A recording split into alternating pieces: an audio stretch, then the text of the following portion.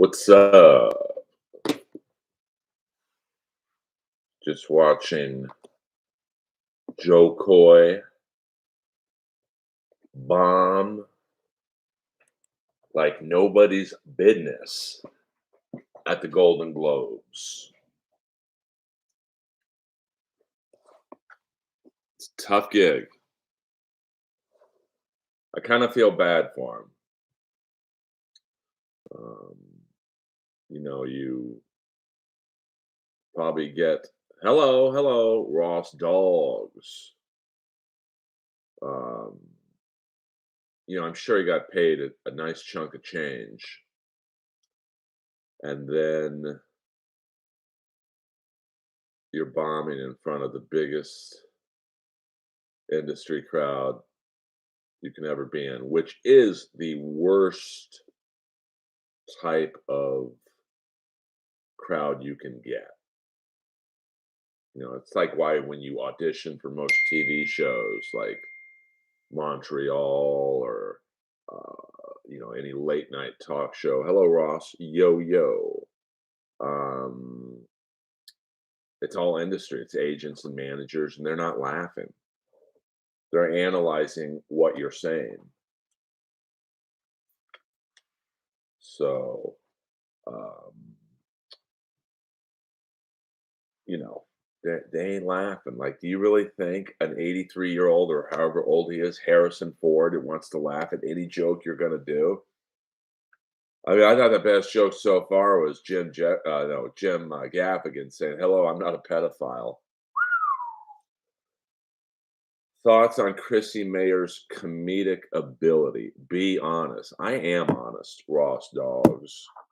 Now I try and keep the the Dabbleverse talk to a minimum in here, but um, you mean her stand-up ability or her podcasting ability? There's many ways to judge a stand-up comic. I mean, do I think she could be passed at the Comedy Store? No, I don't. But I'm not going to lie to you. I don't watch a lot of stand-up comedy. What up? What up? Jose, Nick in the house, ACDC. Uh, I haven't been doing these streams lately because I got discouraged. YouTube and AdSense make it so fucking hard to sign up. And I thought all this work I did to get to the 3,000 hours and the 2,000 subscribers I have, and it's just insane. And I have to shout out my friend Tracy Carnazzo, who helped, and Maria Bruguer, um, for getting me monetized. I mean, it's impossible to do it on your own. So Ross, I've never really seen a lot of her stand up. Um, I've seen some clips, and she gets into the political right wing humor. She's basically like a Fox News on stage, and I don't know, it doesn't do it for me.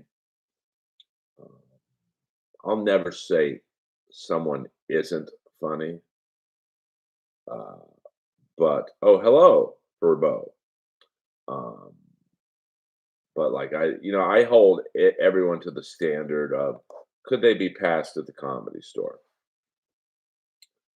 And Tracy, everyone say hello to Tracy, uh, who helped get me monetized.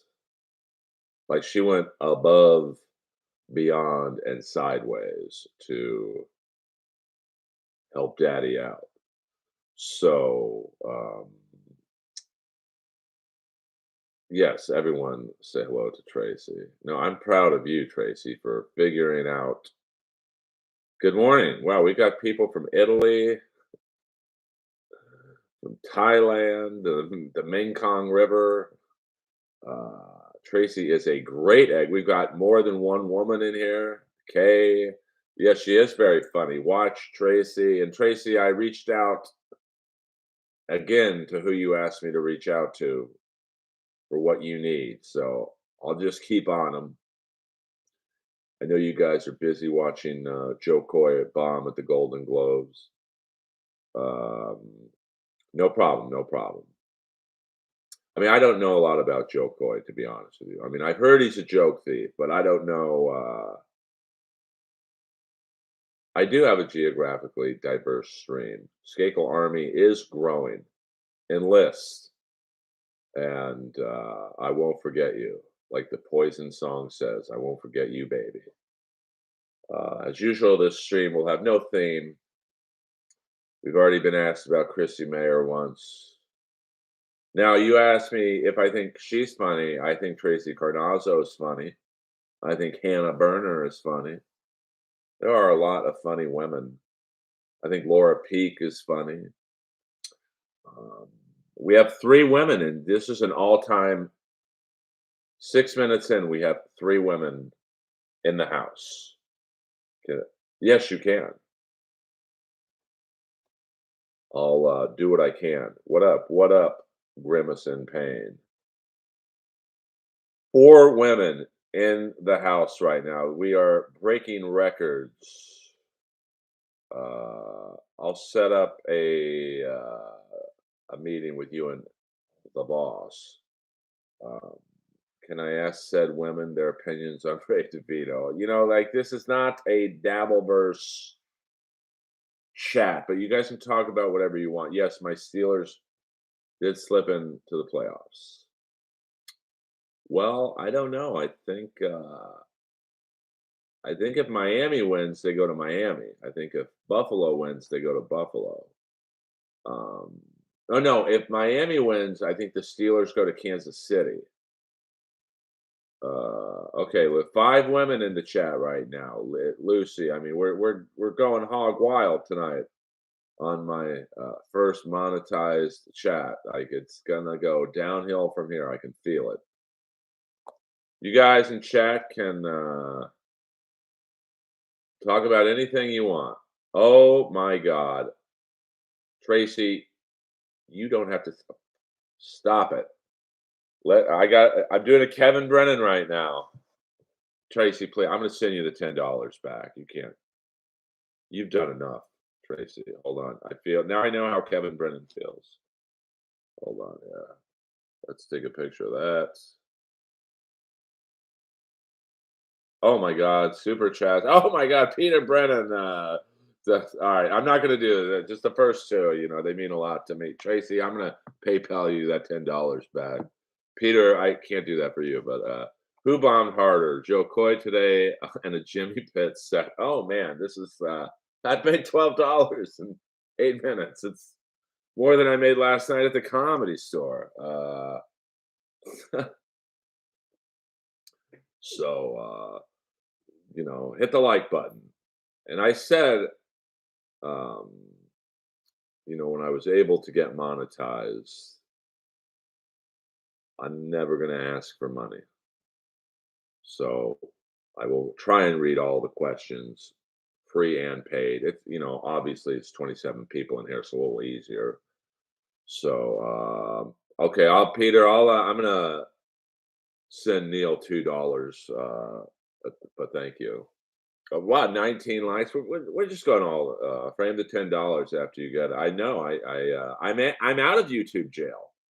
Um, Ross Dogs, welcome to monetization. Also, any Artie Lang updates?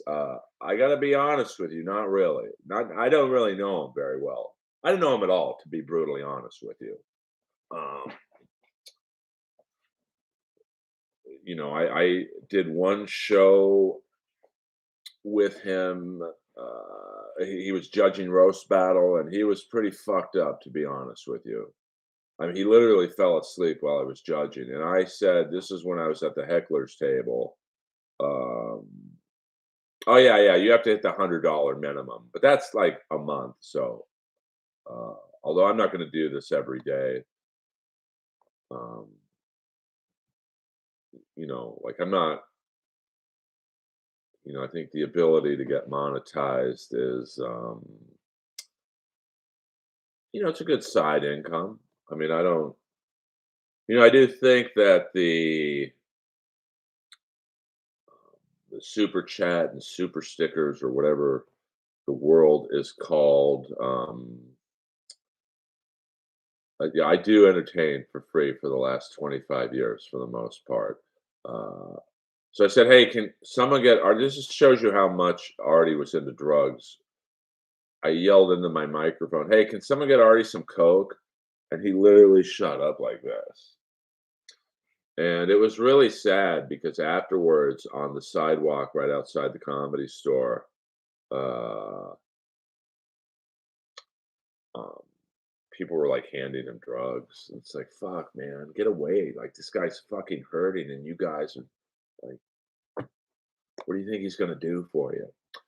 Congratulations, Earl. Who made you take down your special? I don't want to say the name, but it was someone at the Comedy Store. It wasn't really a special either, it was just a really good 45-minute set that I was very proud of, and, because the crowds and Tracy can attest to this because she opened up for Tim Dillon, in the very stage I was on. They can be rough in the main room because they're either there to see someone like Tim Dillon or, like last night I went on, it's famous comic after famous comic after famous comic. And the girl, it was pretty funny. Kim Congdon was on stage and she thought George Perez was coming up. And her and George are really good friends. So she gave this really great intro. And then I walk out and the crowd was like, he don't look like a Perez. Um, but it was fun. But like that particular night, and I'm honest, I rarely kill. Um, I do well or whatever, but it was just the perfect 45-minute set. Um, and I had to take it down. But it worked out because then my friend Bruce Gray um, chopped it up into clips, and Maria Bruguera, my friend, follow her. Follow Tracy and Maria. Bruguera is spelled Bruggere. She's on Instagram and whatnot. She taped it. Yeah, I mean, the main room, the crowds can be iffy sometimes because, if they're not on board with who you are, it's like, it can be a rough night. But I was just so proud of it. And the guy called me up and said, "Hey, you got to take it down. It looks too much like a special." I'm like, "And how is that a problem? Like, what?" Like, I could see if it sucked or, I was talking about Hamas or something, like pro-Hamas or something, but, it was really just like for me, the perfect set of crowd work and material but, so if you want to see that set in 3-minute chunks, they're all on my YouTube. Let me see. Earl, is Juan Crucier the stumbling block to a rat reunion? Um, well, I don't want to bore chat with rat talk, but since you asked, I think the stumbling block to a rat reunion is you got to understand that's the most dysfunctional band in the history of music. The singer sued the band because he got kicked out of the band, but he started the band. So they were suing over the rights of the name and they got together a few times and I think the real stumbling block is Warren DeMartini, the guitar player. His wife has something to do with the Mars Candy fortune, so um he won't tour unless they're opening up for like Motley Crue or something, whereas Piercy will play a barbecue because he just likes playing. If I said to Stephen Piercy right now, I called him up and said, "Hey, can grab your acoustic guitar and join me on the live stream. Here's 5 grand." He would be on this stream in 2 seconds because he just likes playing. So it's just getting the 4 of the 5 original members, they just don't like each other. So that's the rat question. Hi from Clam. I think we have our first troll. Hi Earl, have you ever been laid? I would hesitate to say that I've had sex with more women than all the guys in chat put together. So yes, I have. Guess you could say already knows you from somewhere. That's a funny roast battle joke. Yeah, Kim was great. It's just funny because she looked at me like, "What? You ain't George." Um, Thank you, Saint Ranger. It's been a journey to get to the 3,000 hours. That's for sure. Did you ever associate with the giant boar, Patton Oswalt? I did a great episode of Inappropriate Earl, which is also on YouTube. Um, I like Patton. He's good to me. So, did you post? I did post the clips on Instagram and TikTok.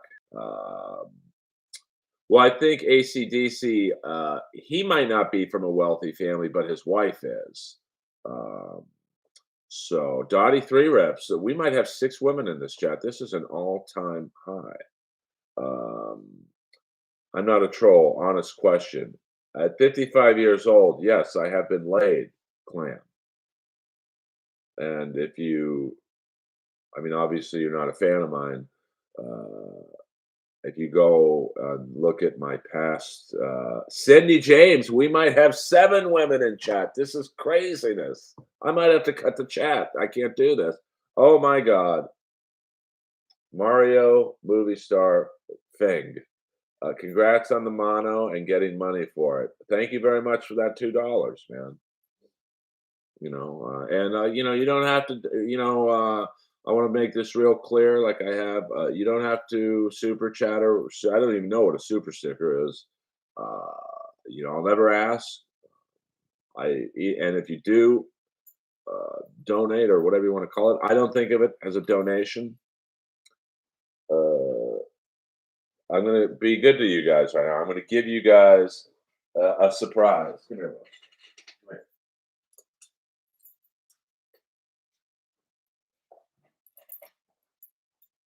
Look who's in the house.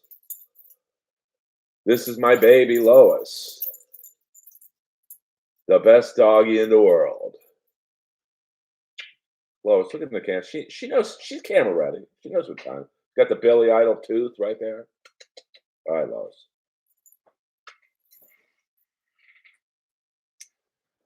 Um, no, I like the women in the chat.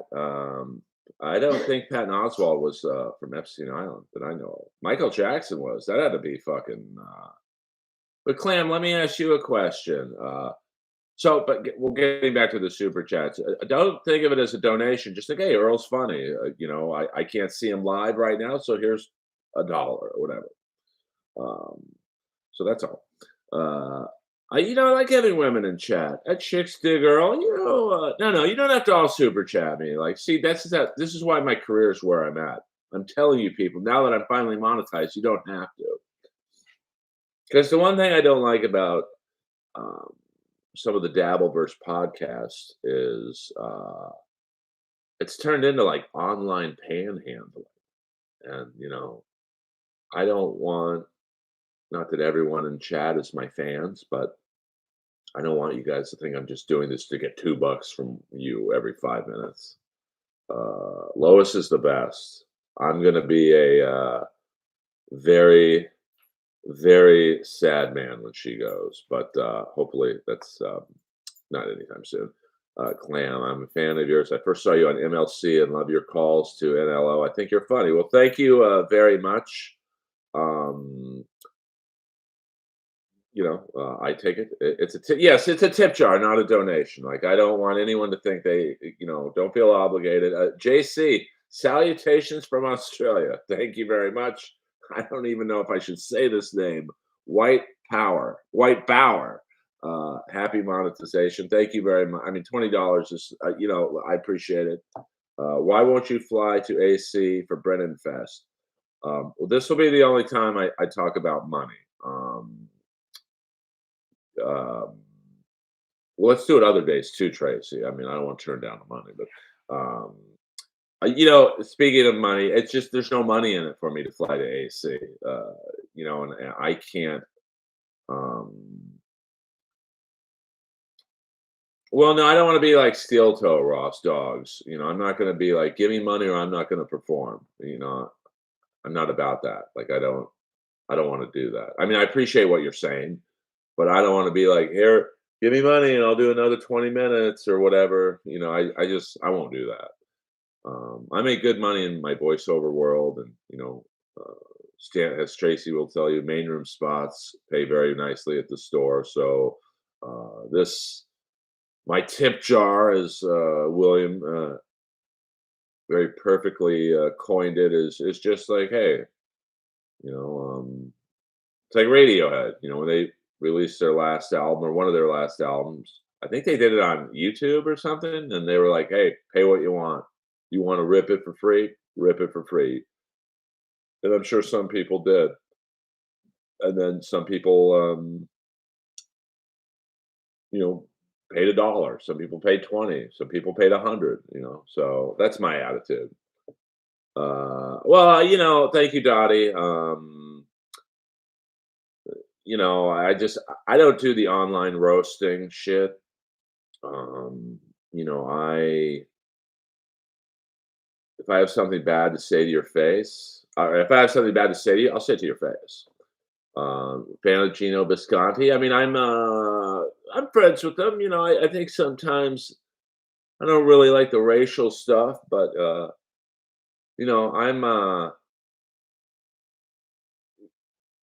on an all black cartoon right now, so I can't be associated with that stuff. Not that if I wasn't, I'd be like, yeah, let's talk about that. But no chance of Earl Fest Australia. I mean, I got to be honest with you guys. That's an expensive trip to Australia, and thank you, Saint Ranger. She is a cute dog, but you know, I mean, even in coach to Australia, it's a couple grand, and then yes, Tracy, plug your gigs, please. I'm Tracy. Go see Tracy at the Hard Rock. She's the fucking best. Peter Brent, Chicken Man Brennan. Have any comics physically threatened Emily like they did to Adam? Well, I was there the night Cat Williams threatened to kill Adam. So I don't believe Emily has been threatened yet. I would go just to see Tracy. Kevin is making 500,000 a year on super chats. I would online panhandle too. I'm not knocking Kevin. I'm just saying 100%. We all have our ways of um, promoting and making a living. And Kevin really was my inspiration for, hey, I want to do super chats because as an older comic, I'm going to tell you guys right now, I'm in the worst fucking minority you can be in, older white comic. Um, so, you know, you've done five. I'll keep that in mind, William. Um, I mean, I've donated probably $1,000 to Kevin and Melton and maybe a few other streams. So Ahmed, I think Ahmed was not a fan of Adam the Booker. Thank you, White Bauer, for that. Um, I mean, Cat Williams was literally staring Adam down from the driveway of the hotel that's right next to the Comedy Store. What up, Chicano dude? Is this the same Tracy Ray DeVito has on? It's the same Tracy Kevin Brennan has on. Barry Ribs texted me tonight. Oh boy, if you care to say what he texted you, Cat isn't funny. The grading curve for blacks is unreal. I mean, I think he's funny when he's not fucked up on drugs. But the night at the Comedy Store, like, who threatens to kill the booker? Like, I'm not probably ever going to be passed at the cellar because I'm not a New York guy. But if I was there randomly and got on some show, um, it's not like I'd threaten Esty. You fucking bitch. Yeah, I'm trying to read everything. It's tough with my vision. Yes, Chris, that's coach $2,500. So I got to fly first class in case the plane goes down. I want to be in comfort. So first class to Australia, I think when I looked, it was like 10 to 12 grand. And then, I'm not a name comic, to be honest with you. So, I'm not going to get paid like super fat headlining money, but um, How long did it take you to get known? I don't even know if I'm known, to be honest with you. Um, Dice CD, The Day the Laughter Died. Yes, I love Dice. I just remember what was the first line when he was at Madison Square Garden? I think that's the day the laughter died. Indian delis, massage parlors, and ass fucking parties every night of the week. New York, how are you? Like, that cut the week out of watching that special right away. First line. Um, I mean, I'm comedy friends with Ahmed Ahmed, but I think uh, I guess I picked the best time in my life to start. 53-year-old white male cripple. Um, I mean, it's never too old to start, to be honest with you. Who's most likely to go on a Cat Williams rant about the Comedy Store? I mean, probably someone who's not getting booked there right now. I would probably say Shang. Um, you know, because he's not past at the store. Uh, the new jack of comedy. I don't know what that means, but I like, listen, whether you like Cat Williams or not, he fucking keeps it real. Like, how many people would go on a podcast that is going to get played and say Joe Rogan has the same six unfunny comics on? Because every one of us wants to get on Joe Rogan. So, I appreciate people who sit there and go, I'm not going to be on Rogan. Fuck it. I'm going to say how I feel about him. And ironically enough, that's probably going to get him on Joe Rogan. So, and everyone's asking me who are the six comics he's talking about. I don't know. I mean, I don't really know who's in Rogan's regular rotation.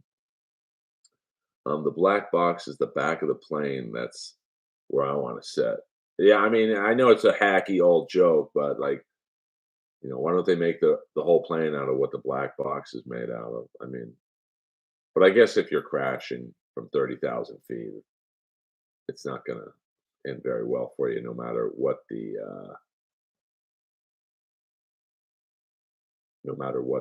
plane is made out of. Can you, Clam? Can you discuss why Jeff is such a POS? Which Jeff? I mean, there's Jeff Ross, there's Jeff Garland, there's Jeffrey Epstein. Terry Reynolds clearly is garbage if she goes with New Jack. Oh, you mean New Jack the wrestler? Oh, okay. Oh, I see what you're saying. Cat Williams is like New Jack the wrestler. I get it now. Um, oh, okay. I've got to re-listen to that ACDC. Cat's best bit is when he went off on Obama. I mean, he's funny. Oh, are you being serious, Tracy? Is it reopened? Um, I mean, you got to give New Jack the wrestler this. He did keep it real. I mean, he tried to literally. Yeah, it is funny how a lot of people named Jeff are pieces of shit. You got Jeff Ross, Jeff Epstein, Jeff Dahmer, like Jeff Dane. Jeff Danis is a good one. I did not think defending New Jack would be part of my Sunday night, but I will gladly stand for it. Yeah, Dominic. I mean, the Danish is good people, but it is funny that all those Jeffs are like, "What's up, Tig Meister?"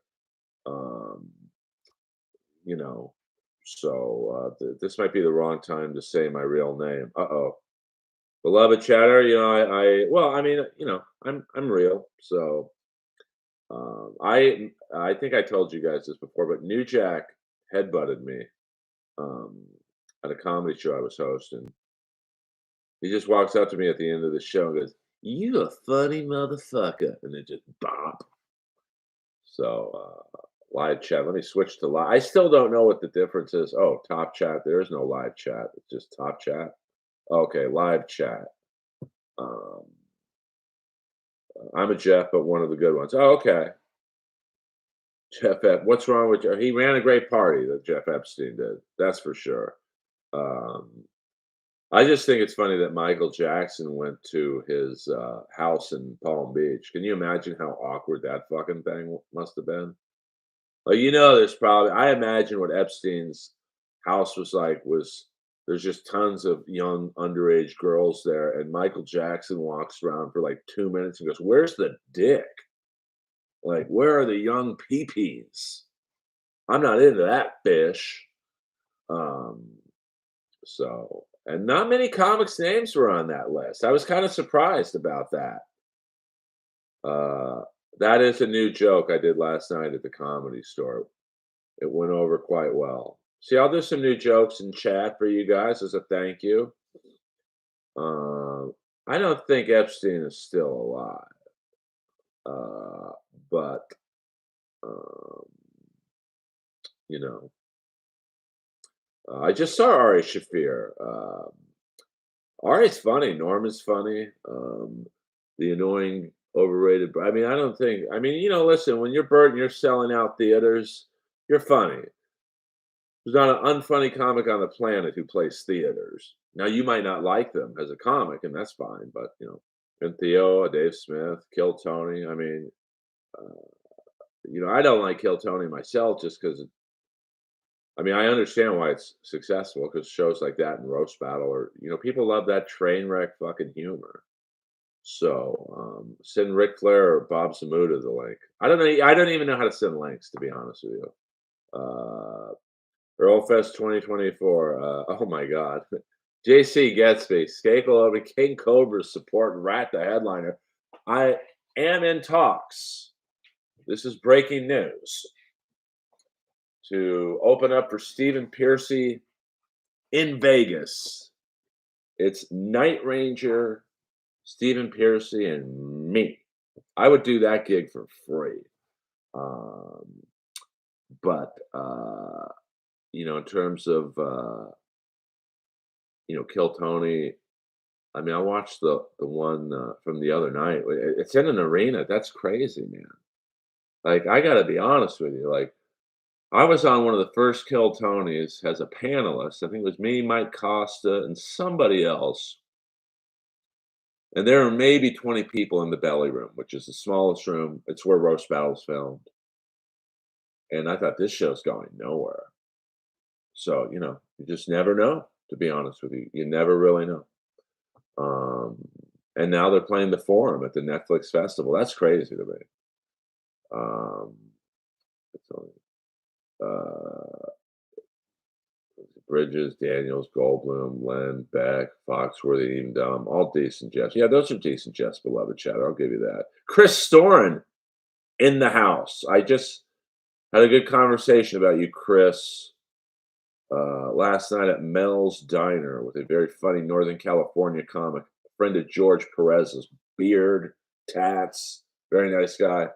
I don't care what Bert sells. He ain't funny. I mean, listen, I can't tell you, bro, what funny is to you. I'm sure there's people out there who don't think I'm funny, but I do well most nights. People sheep for some comics, absolutely. But I don't sheep for any comics. Like I'm not going to open up for Bert. Do I think he's funny? Absolutely.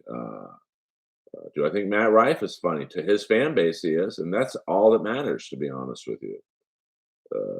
I know, William. That's my problem. I'm too nice. I mean, just to drive to Vegas for me in my Jeep I would say it's probably $100 each way because my Jeep guzzles gas. So I Piercy would pay me though.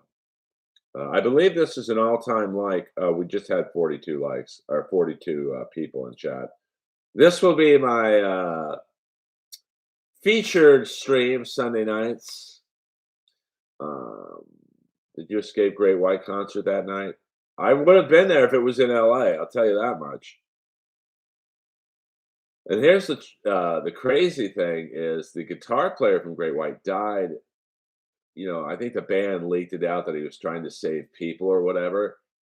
He actually went back to get his guitar, and he got trapped. Barry Ribs is one of the best up and coming comics. I don't know if he's up and coming though, to be honest with you. You gonna go to Skankfest? Not really. I did Skankfest once. That was enough for me. Um, but I get it. Like I get why it's popular. It's a very male. I mean, there are some women on it. I think Tracy would kill on that. But I judged Naked Roast Battle in Brooklyn, and it was fun. I mean, it was me, Ari Shafir, Bronson Jones. Um, And I don't know. I mean, I just want to do stand up at this point. I don't want to roast battle anymore. I mean, I'll do a roast like the Ric Flair roast, but you know, I just want to do stand up. Thoughts on Miami aliens? Someone just sent me a clip on Twitter of some guy running from Miami aliens. I don't know what that is, to be honest with you. So be careful out there, I guess. Are those the people who do the smash and grabs in Miami? Um, I mean, did you have a good time, Tracy? Uh, I did like Iron Eagle more than Top Gun, but it was kind of a Top Gun ripoff. By the way, the guy in Iron Eagle who plays Jason Gedrick's dad, Tim Thomerson, Comedy Store paid regular. And if you look up Tim Thomerson, he was a really big comic in the late 70s and 80s. He was a big comic. Like, to show you how big Tim Thomerson was, when you go to the Comedy Store and you go in the original room, there's a lot of names in neon. Well, not a lot. There's about 10 names in neon. Roseanne, Dice Clay, um, Pauly Shore, a couple other big names, and Tim Thomerson's name was one of the names in neon. So sorry about the dings. I get text. I don't know how to shut the text. So I won't bore you with that. Tim Thomerson. But the sad thing about, like, it makes me sad about comics who get older. Like, he just retired and moved to La Jolla. Like, if he performed at the Comedy Store, he'd be one of the funnier people in the lineups. But he probably just said, "Fuck it." White Bauer, you are becoming the all-star in chat. When I say Don Barris, is there a story that immediately comes to mind? I think he's so much fun, and I know you've spent lots of time with him. I mean, the one, as many nights me and Don have closed down the Comedy Store and, as the kids would say, shut it down. But one night, and I've told this story before, me and Don were doing the fake air band. I'm playing the chair drums like Brody Stevens. I actually took the spot from Brody. Um, and Don's lip syncing. Basically karaoke with a guy in the back playing chair drums. And Sam Tripoli's in the room with this porn star, and these two comics, Ari Shafir and Dan Madonia, are arguing who has the bigger dick. And the porn star goes, "Well, why don't you guys go on stage and I'll suck both of you off?" It's like, what? Now, this is before the Comedy Store was really popping again. And she starts blowing Dan and Ari on stage while me and Don are still up there playing like air band, I guess you'd say. And Sam Tripoli is on the side of the stage doing commentary. And I'll just never forget Ari. Neither one of them could get hard. By the way, 45 people in chat. That's a all-time high for me. Thank you very much. And oh, thank you, Litton. I like Barry ribs. I got no beef with him. And Ari couldn't get hard, so the girl's like tugging on his dick like a maniac, just like a slinky. Like, this isn't a slinky, but it's like, say this is Ari's dick. It's literally like that. And this girl's going like that, like it was insane. And I'm probably gonna get kicked off this stream. First monetized stream, and I'm gonna get booted. Um, yeah, I'm sorry, Litton. And then after it was pretty apparent that neither one was gonna get erect, the girl stayed on stage completely naked with just me and Don for 45 minutes taking questions. And it'd still be going on to this day if a legendary Comedy Store comic, PJ Stansberry, uh, Now you gotta understand when this first started, there's maybe 4 people watching me and Dawn. I think it was 2 waitresses who had just gotten off and, I don't know, 2 random audience members, and, as soon as the blowjob stuff started, um, it was standing room only in the room, and, PJ Stansberry, iconic Comedy Store comic, uh, got up to the front of the stage and tried and take a cell phone picture of the girls' no-no area, and she was like, "You're gross," and then left. So that's one of the great nights um, in my history with Don Barris. Many, many wild nights at the store for sure. Just nights that could never really be done at another club like the Improv or the Laugh Factory, or you know that's why the Comedy Store is just held in a different regard than any other club in Los Angeles. Like I just did the Ice House, the remodeled Ice House a couple weeks ago, and I'm getting heckled for whatever reason. This guy was pretty drunk, and I'm pretty good with hecklers. I know how to disarm them pretty fast. And they now have an armed security guard in the room. And this guy was about to go over and either kick this guy out or tell him to shut the fuck up, but it was just the weirdest vibe. And his gun is very apparent, like it's on the outside of his jacket. So, I mean, the store is just, it's where the cool kids are. And not that the improv's bad, or I don't play the Laugh Factory really. Don't have a lot of interest in that. But I mean, any club that would routinely book Jeremy Piven, I'm good. Um, Ever had a ghost experience? ACDC, I have. I've had many ghost experiences at the Comedy Store. Um, well, I mean, heckling is usually,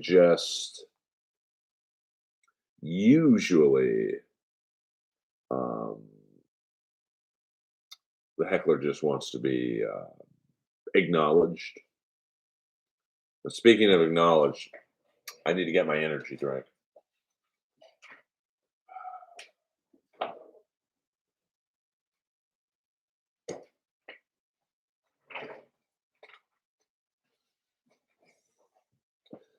They are not a sponsor, but I will plug Celsius Cola.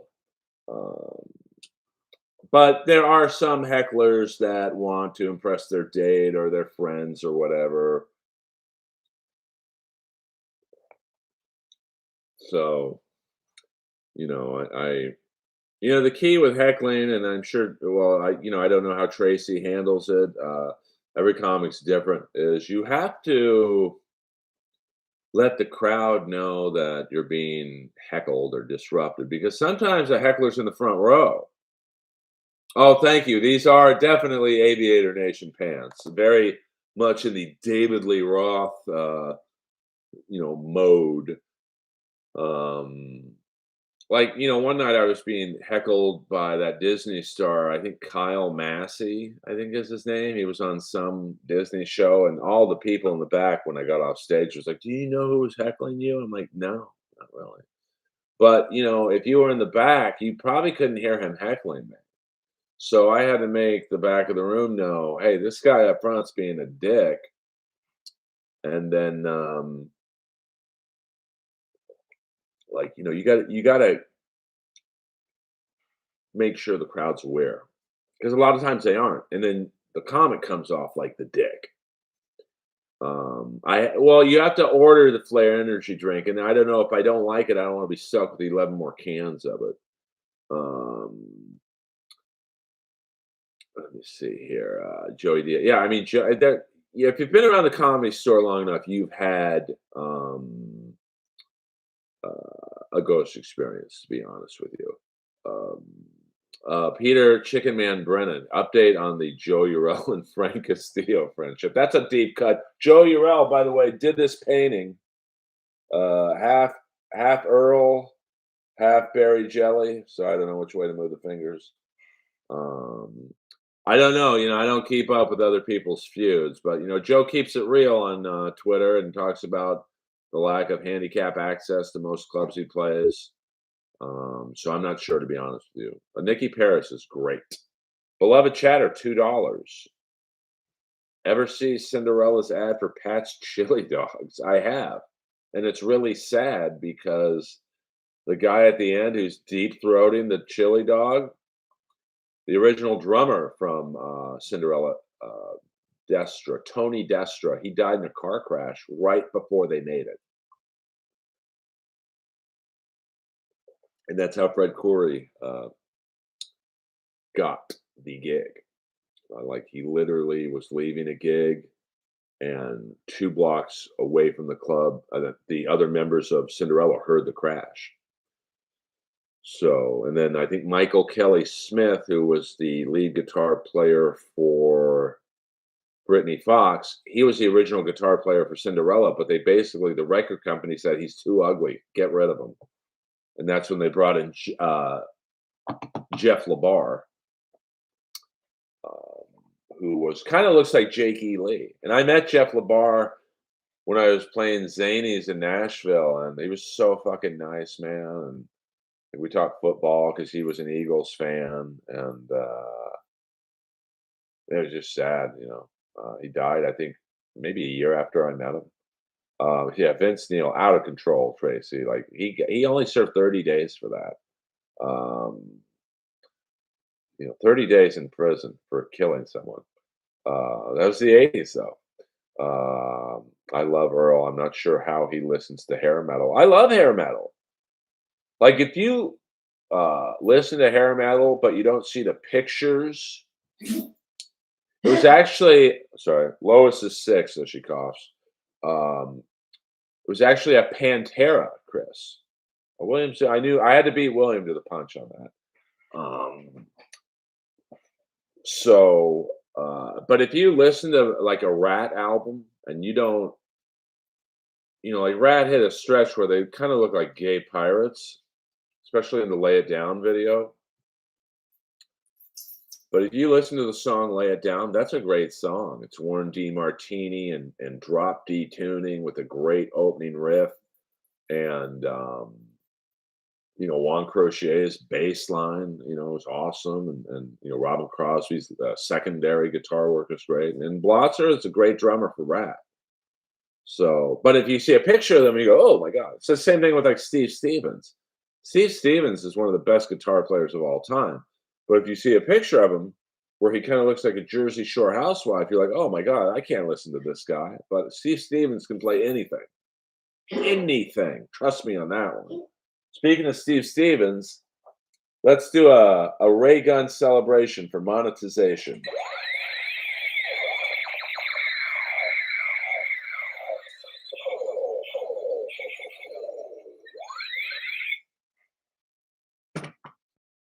He sent me that. Round and Round's a great song. By the way, we're not going to do like a 7-hour chat. We're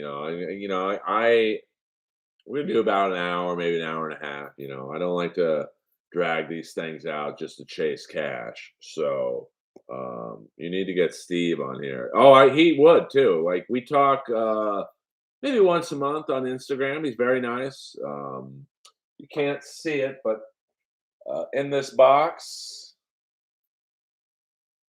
is my Steve Stevens figurine. Now I had it out of the box, but then Lois knocked it over and it broke in a million pieces. So I have to keep certain items away from my baby doll because she gets a little rambunctious when I'm not here. Here's the great thing about Lay It Down. And I know William has seen this video, but the other night I saw Stephen Piercy play at the Whiskey, and me and him are friends, so I get to go backstage and hang out. And I'm backstage talking with him and his lovely lady, and Carlos Cavazo from Quiet Riot walks in. I've always wanted to meet him and whatnot, and all of a sudden, this uh, shorter dude walks in, and I'm like, "Oh my god, that's the kid from the Lay It Down video." And he introduced the song "Lay It Down" on stage. So if you've ever seen the "Lay It Down" video, the little kid that's playing Stephen Pearcy, I got to meet him. His name is Whit Elford or something like that. My birthday, Tracy, is September 17th, 1968. I get my real age. I keep it real. Lois, I took her last night for a 4-hour walk, and she had room in the tank. So when is your birthday, Tracy? We'll have to celebrate. Oh, I'm sorry, Peter Chicken Man Brennan. How can I miss one of your tweets?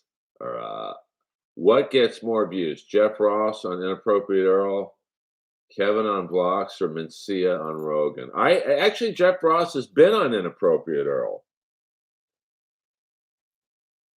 And to be honest with you, it was probably one of the worst interviews I've ever done because he was so lazy and didn't want to really answer anything. And I tried, man. Like this is before I didn't like him. And he's just like, because he knew Charlie Barnett, who I'm a big fan of. And I thought, oh, he'll have some good stories about seeing Charlie Barnett in Washington Square Park, and Chappelle and Jeff would go see Charlie Barnett. Like Charlie Barnett's one of the great, should have been bigger comic, maybe the greatest all time. It's funny, we have 39 listeners, 39 likes, and that's my favorite number because of Dave Parker, my favorite player in baseball. Um, but I'm telling you, William, he looks just like he did in the video, but a little older. And I was like, it was a struggle to get anything good out of Jeff. Like I don't know why he agreed to do it. And I took him to eat beforehand. That was probably the problem. Clean up a debate. AC, let me do this right. I'm a little out of practice on reading super chats because I've never really done it before. ACDC 5150 $1.99. Clear up a debate. Home Sweet Home best ballad. I mean, there are a lot of great ballads. Cinderella's "Don't Know What You Got Till It's Gone." Great, great song. Um,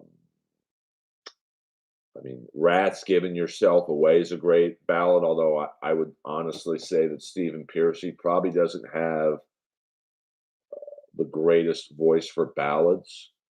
Um, I mean, there's, Kisses Forever, Beth. I mean, November Rain's definitely a great, almost opera-like production. I mean, Charlie Barnett, if you don't know the story about Charlie Barnett, and thank you, ACDC, for the $2. I appreciate that. He was up for the lead, or not the lead, but basically he was up for SNL and he went through all the auditions. He was the funniest one by far. And then the last audition process, I guess you have to read the cue cards. And he was not illiterate, but basically dyslexic. And so he bailed on the audition. Like he had gotten to the final, and Eddie Murphy got it. And you just some people constantly shoot themselves in the foot. Uh, but he was a semi-regular on Miami Vice, and I guess he once told Don Johnson to fuck off, and Don Johnson was like, "Get rid of this fucking clown." So yeah, I mean, there's so many. White Bauer, who are you? Mickey, we don't out people in chat. We all like "Don't Close Your Eyes" by Kix, a great ballad. Sister Christian, great ballad. I mean, I'm trying to, "Save the Week" by Brittany Fox. I love that song. "Dream On." I don't necessarily know "Dream On's" a ballad. "Angel's" a great ballad by Aerosmith. What It Takes is a great ballad by Aerosmith. They started writing with Desmond Child, and like he's the king of like soppy '80s butt rock ballads. Also, I'm a little impartial to this. I'm not going to lie and say it's one of the best ballads, but I played a defensive football player in the 1991 video for 38 Specials Sound of Your Voice. White Bauer, you are being very generous today, and I do appreciate that. I'm not trying to talk you out of it. It's not necessary, but I do appreciate it. White White Bauer. Do you have an opinion on Todd Rundgren? I think he's a musical genius. Should be bigger. Like he should be on a level of I don't know. I mean, more people know who Michael Bolton is than Todd Rundgren. I met Todd Rundgren once on the end of my street. I'm walking my dog. I was probably walking Lois, and I'm walking around, and he's a very recognizable dude. He kind of looks like me, but with a different hairstyle. And I'll post a picture of the one I'm talking about on Twitter later. And it's like, "You lost Mr. Rundgren?" He said, "I think he was looking for the supermarket." I said, "Oh, it's just it's just down that way." And I'm like, "Hey, before you go, I just want to let you know I loved you in the new Cars," which I really did. He was really good. It was a perfect combination of Rick Ocasek and Benjamin Orr's vocals. And he looks down on me because he's quite a bit taller, and he's like, "You were about the only one." So that's my Todd Rundgren story. But a musical genius. Update on a Tommy Morris Part 3. I don't think Tommy has like great Wi-Fi, and that's saying something. So I don't know if we'll ever do it, but I will do it because I think the visual of him would get people to go, okay, this is the guy everyone's making fun of.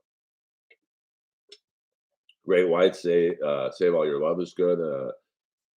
But check out the video for 38 special Sound of Your Voice. You can't really recognize me, but I'm one of the defensive football players in that video. Um, yeah, I mean, but like that shows you how many drugs Charlie Barnett was doing on Miami Vice when he stood out. Yes, Desmond Child, beloved chatter. Like his box set is really quite good. I have it over there. Like it's crazy who he's written for. Like, um, Ricky Martin, Kiss, Bon Jovi, Leanne Rhymes. Like I think Cyndi Lauper. Like his publishing checks a month, which would be his super chat money, is out of control. What was your number of that video? I tried to. I don't know. I don't remember. I'll be honest with you. The only thing I remember, William, about that video was so they actually had us play tackle football. Like all those football scenes, no stunt guys. They got like big, super good looking models, and somehow I ended up in there. And so we played. I was the smallest guy on the field. Like they're giant dudes. And I hadn't played tackle football in quite a while, so I was really sore. And the video ends, and I'm limping off the field with my buddy. And the producer stops us and goes, "Hey, we need some tackling noises, for post."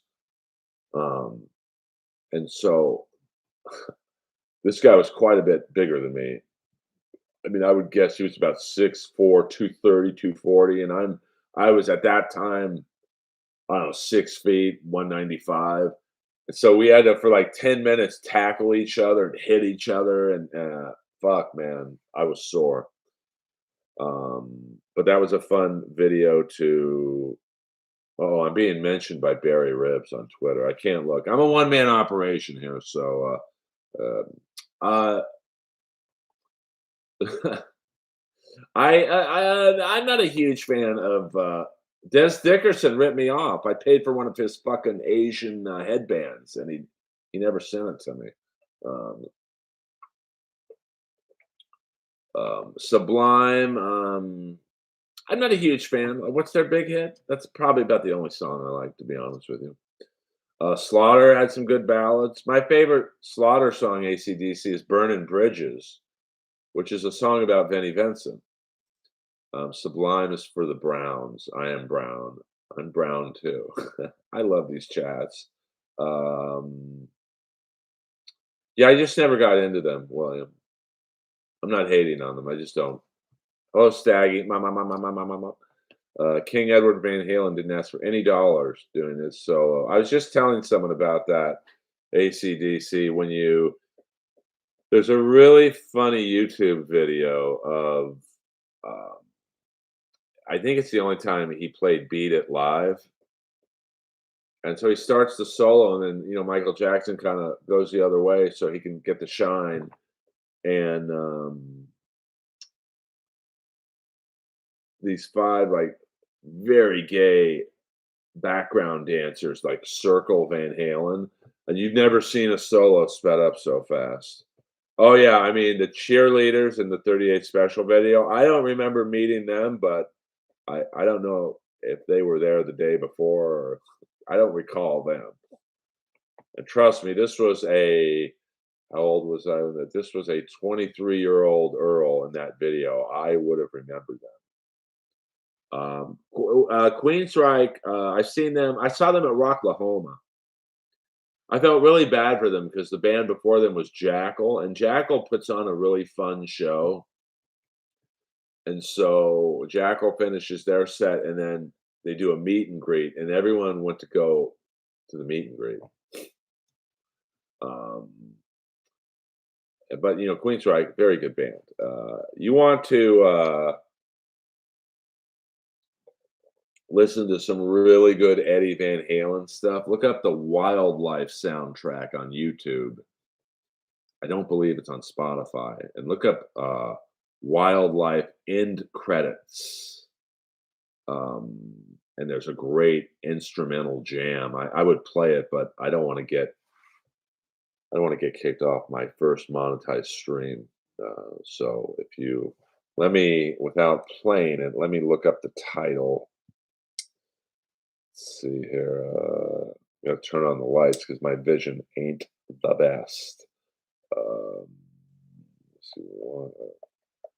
So, oh yeah, yeah. If you just look up wildlife end credits, and the first thing that pops up is Edward Van Halen, the Wildlife closing credits, and it's one of my favorite instrumentals. Um, yeah, I mean Queensryche, Judas Priest, that's a great show. Who wouldn't like me, Len? Um, who came? Oh, Sublime came to your job, Tracy. I mean, Jackal had some good songs. Thank you, beloved chatter. Yeah, you can have him come in here for $5. No, I'm just kidding. Um, I mean, The Wildlife should have been a bigger movie, but it was just like a cheap knockoff of, Fast Times. So that's a great, but I mean, I don't know how much he hated it, William, because I think a lot of it ended up on 5150, the first Hagar uh, Van Halen album. A lot of I think right now there's a part in right now you're like, oh, I think that was in The Wildlife. I saw Danish Friday night at the Comedy Store, but I don't get involved in the Danish and O'Neill and Beach Cops drama. I got my own dramas, man. It's my resolution in 2024 to stay out of the drama. Like if it doesn't concern me, I don't I don't want to know about it. Um, yeah, I mean, Peter Chicken Man Brennan, better song, Gypsy Morning or I'll talk my way out of it. I don't know who sings those, to be honest with you. Is I'll talk my way out of it a Stuttering John song? I'm not sure why the Wildlife didn't do better. I mean, if you look at the cast in the Wildlife, now this is hold on.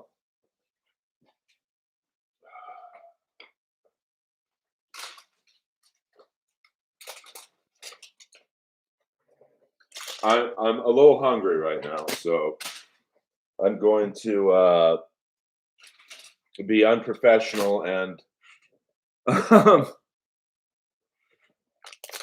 uh, eat while I'm on stream, but it's just protein gummies. Um,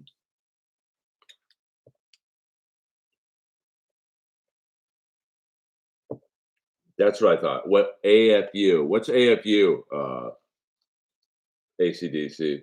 I do like that song "Talk My Way Out of It." To be honest with you, better comic, Jeff Ross or the Bushman? Oh boy, that's a tough one. I'll go with the Bushman.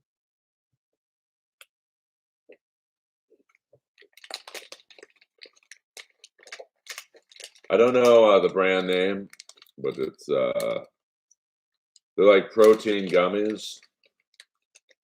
Eating on stream. You've just lost a fan, Mister. Oh, I'm sorry, beloved chatter. I'm just hungry. I'm dying right now. Don't go. Don't leave me. But don't leave me, beloved chatter. I was just hungry. John isn't anywhere near as bad as everyone pretends. I mean, beloved chatter, come back. Come back to the fold. I haven't eaten in like 10 hours. I don't really have any feelings on Stuttering John, to be honest with you. Um, I don't know. And I did one show with him at the Comedy Store as a Robert Schimmel tribute show, and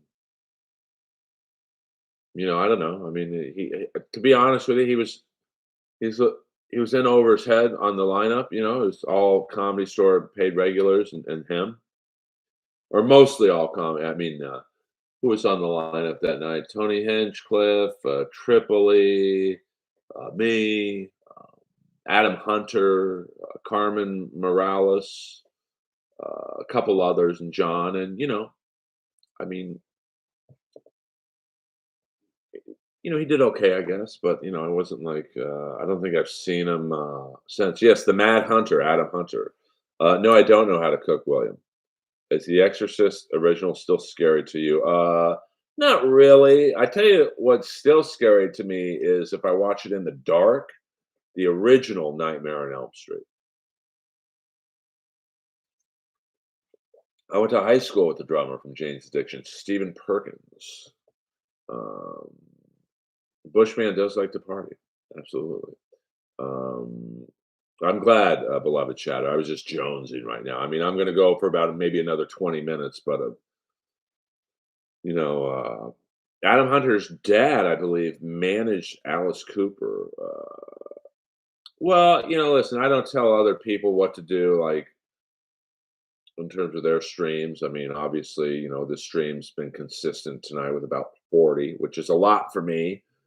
But when you see all the Stuttering John streams have like literally 900 to 1,000, and Shuli's, shows, and Kevin Brennan, gets about 1,000 per stream, and then you have the next tier. I don't know how many Carl has because I don't really watch Carl, but um, you've got Melton. I think has about 600 in his streams usually. Chad about 300 to 400. Um, I know I would have more streams or whatever um, if I talked shit and got into the Dabbleverse stuff, but uh, I don't know. I just don't. I don't have the energy to talk about that stuff. And it's not interesting to me. Like, um, nothing against Stuttering John, but like, I just, you know, I don't know. I'm just not interested in it. I'd rather do this stream for an hour, hour and a half, and just freestyle, and you guys can ask questions and all that shit, and we can just talk about whatever. Yeah, 100% beloved chatter. It's a slow build. I love you, Tracy. Everyone say goodbye to Tracy and follow her everywhere. I can't, Chris. Um, Actually, I used to write jokes from 7 to 10 every Sunday night listening to the Matt Drudge radio show. I loved how Drudge did radio. Um, Well, I don't know about that, Wipe Hour, I don't think they're all bought, but, I don't, I can't say they're bought or not, to be honest with you. Thank you, Tracy, once again for getting me monetized. It was 100% her and Maria's hard work. I gave up, which is why I stopped streaming for 2 weeks. I'm like, uh, you know, I did all this work and now you guys I mean, it's crazy to get monetized on YouTube. It's like they don't really have unless you're monetized, they don't have good customer service. So you kind of have to bribe someone who is monetized to talk to the chat that they can talk to help you, and then it gets like convoluted. And so I owe Tracy and Maria Bruguer a lot. Um, so Big Earl, what should I order at Musso and Frank's? Any steak is good. And the last time I was there with my sister, I'm finishing up your thought about Matt Drudge. Art Bell came on after him, so I would always, when I would go to sleep, listen to Art Bell because he's like the perfect voice to put you to sleep. And I mean, that's not a joke. It's just some people say I have that voice, where it's like dry and monotone, and it just kind of makes you go. It's at YouTube's headquarters, like a couple blocks from you. It's in Playa del Rey, which is there's the other person who helped me get monetized, Maria Bruguer. Follow her on Instagram, TikTok, all the spots. Your voice is good too. Well, it's consistent. There's no pitch. It's no hello, hello. It's just monotone. Yeah, George Norrie was good, but he wasn't Art Bell. It's like, that's a tough gig following Art Bell, man. And I still wish Drudge did his um, radio show. Not sure why he stopped, but he was so catty, and I don't think a lot of his fan base knew he was gay. So he had that like gay sense of humor, and like so when a clearly homophobic caller would call in, it was funny to hear the interaction. Peter Chicken Man Brennan, did you get to see Willie Barcena perform at the George Perez shows? He's really funny. I met Willie Barcena at the roast of Popeye from Blood In, Blood Out, which is an iconic Hispanic prison movie. And I very rarely I feel bad. Sting's head is cut off there. There we go. A little lower, a little lower. There we go. And I respect him a lot as a comic, and he told me, "Oh man, you're really funny." So that because I had a good set at the Popeye roast. What, by the way, let me see what's his. This is how I am. I'm trying to get other people money on this. If you've ever seen the movie Blood In, Blood Out, I'm trying to look up his name. Carlos Carrasco on Instagram. His Instagram is well, I'll just put it in here. Um, let's see here. It's hard to do all this shit by yourself.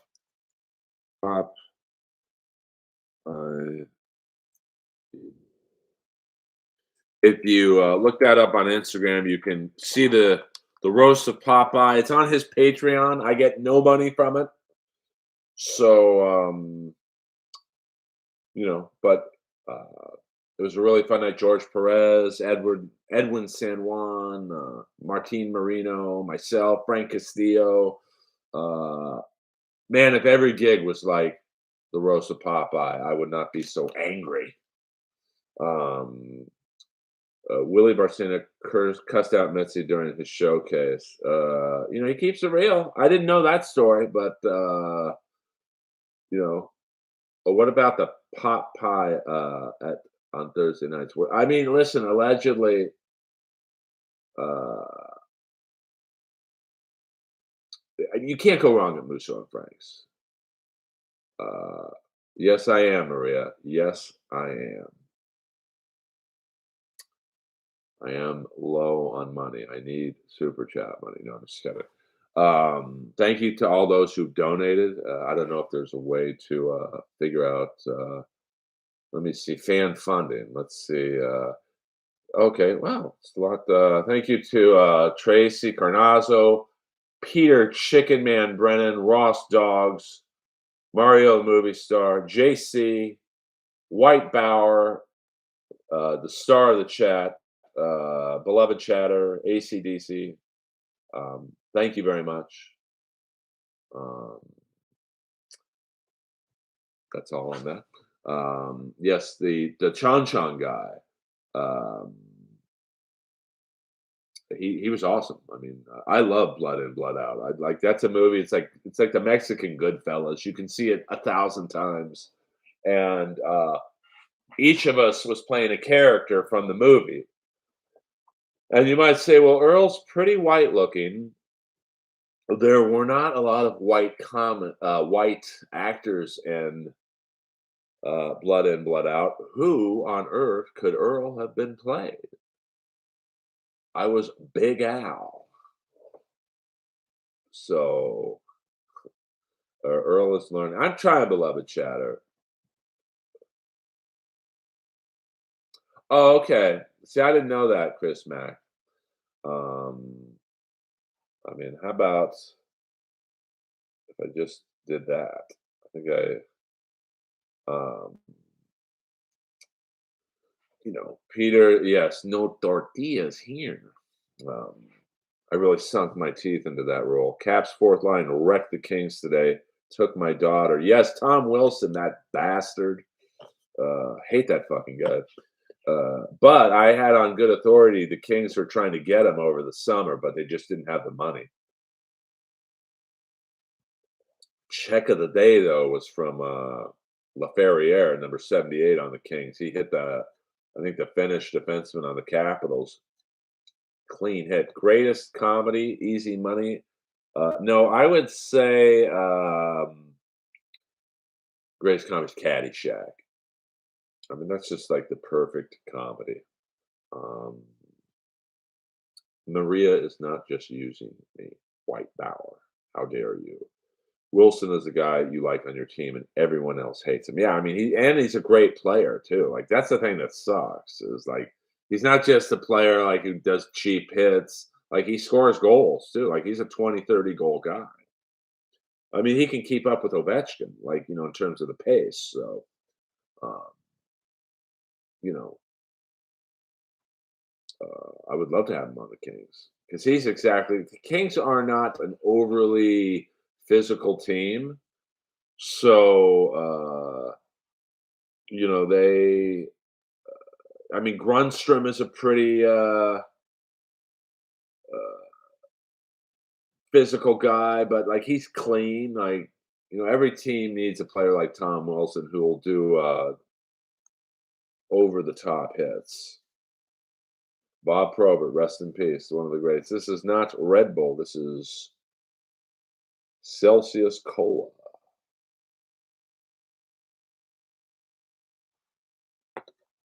Um, so do the phenomenal game. Check the highlights if you didn't see it. Yeah, the Rangers were down 3-0, came back and then lost in overtime. I know Josh Wolf. He's a good man, but I don't get involved in that stuff. I don't really go on MLC anymore, not because I don't like it, but it's just I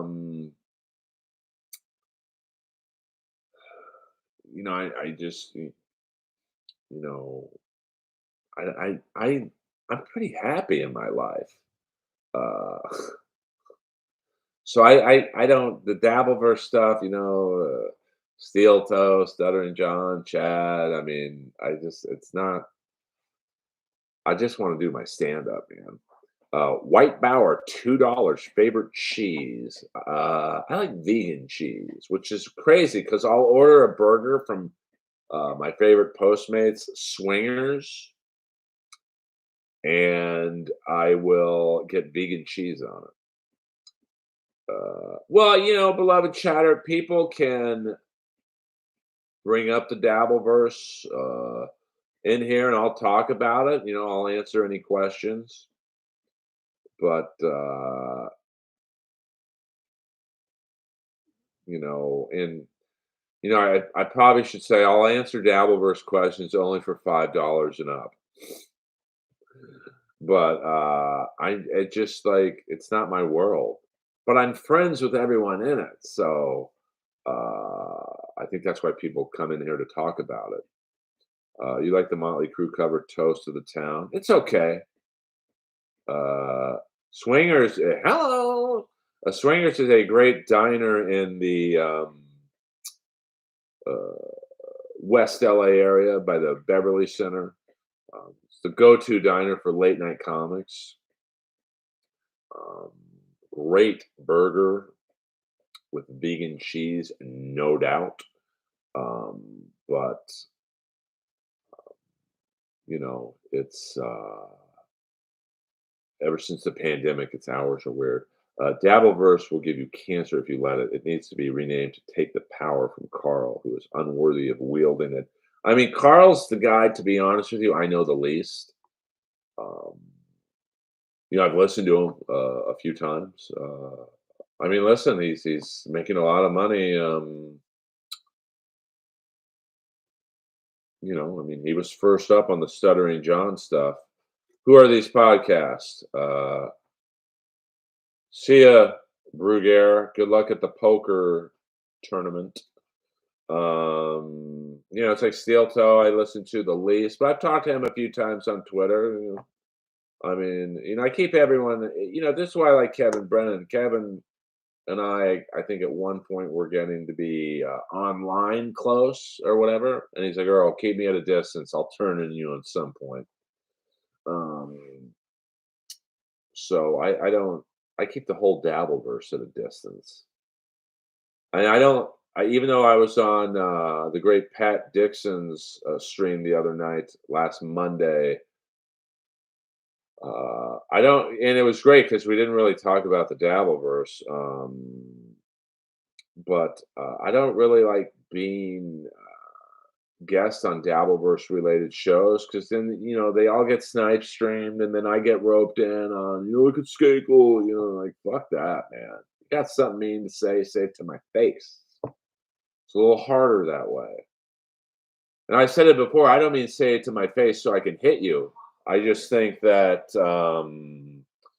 it's just easier. Oh wait, Joe Coy just popped up on my stream. I can't watch this. I hear he steals jokes, but I'm not sure if he does or not. And I don't really care if he does. Oh, thank you, ACDC. The other, I mean,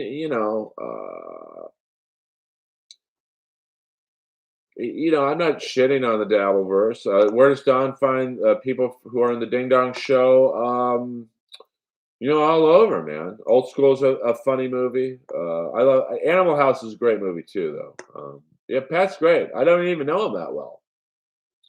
Earl and Pat, we did have good chemistry because I don't really know him. Allegedly, but also, and it cuts off. $5. Send Lemmy the link. You rock, Earl. Thank you. Here's the funny thing. I don't even know how to send a link. I'm a one-man operation here. And I am working on, here's where I will put any money I make doing this show is going to go into the show. So, like, eventually, the background won't be my kitchen. It will be upstairs, and I will,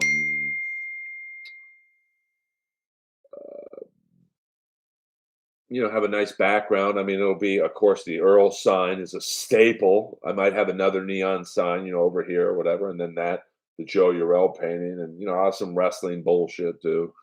uh, I will put back into the show. So, um, and it's not that I don't have the money to do it now, but I just had to get 3 new toilets in my house, and the toilets are not cheap.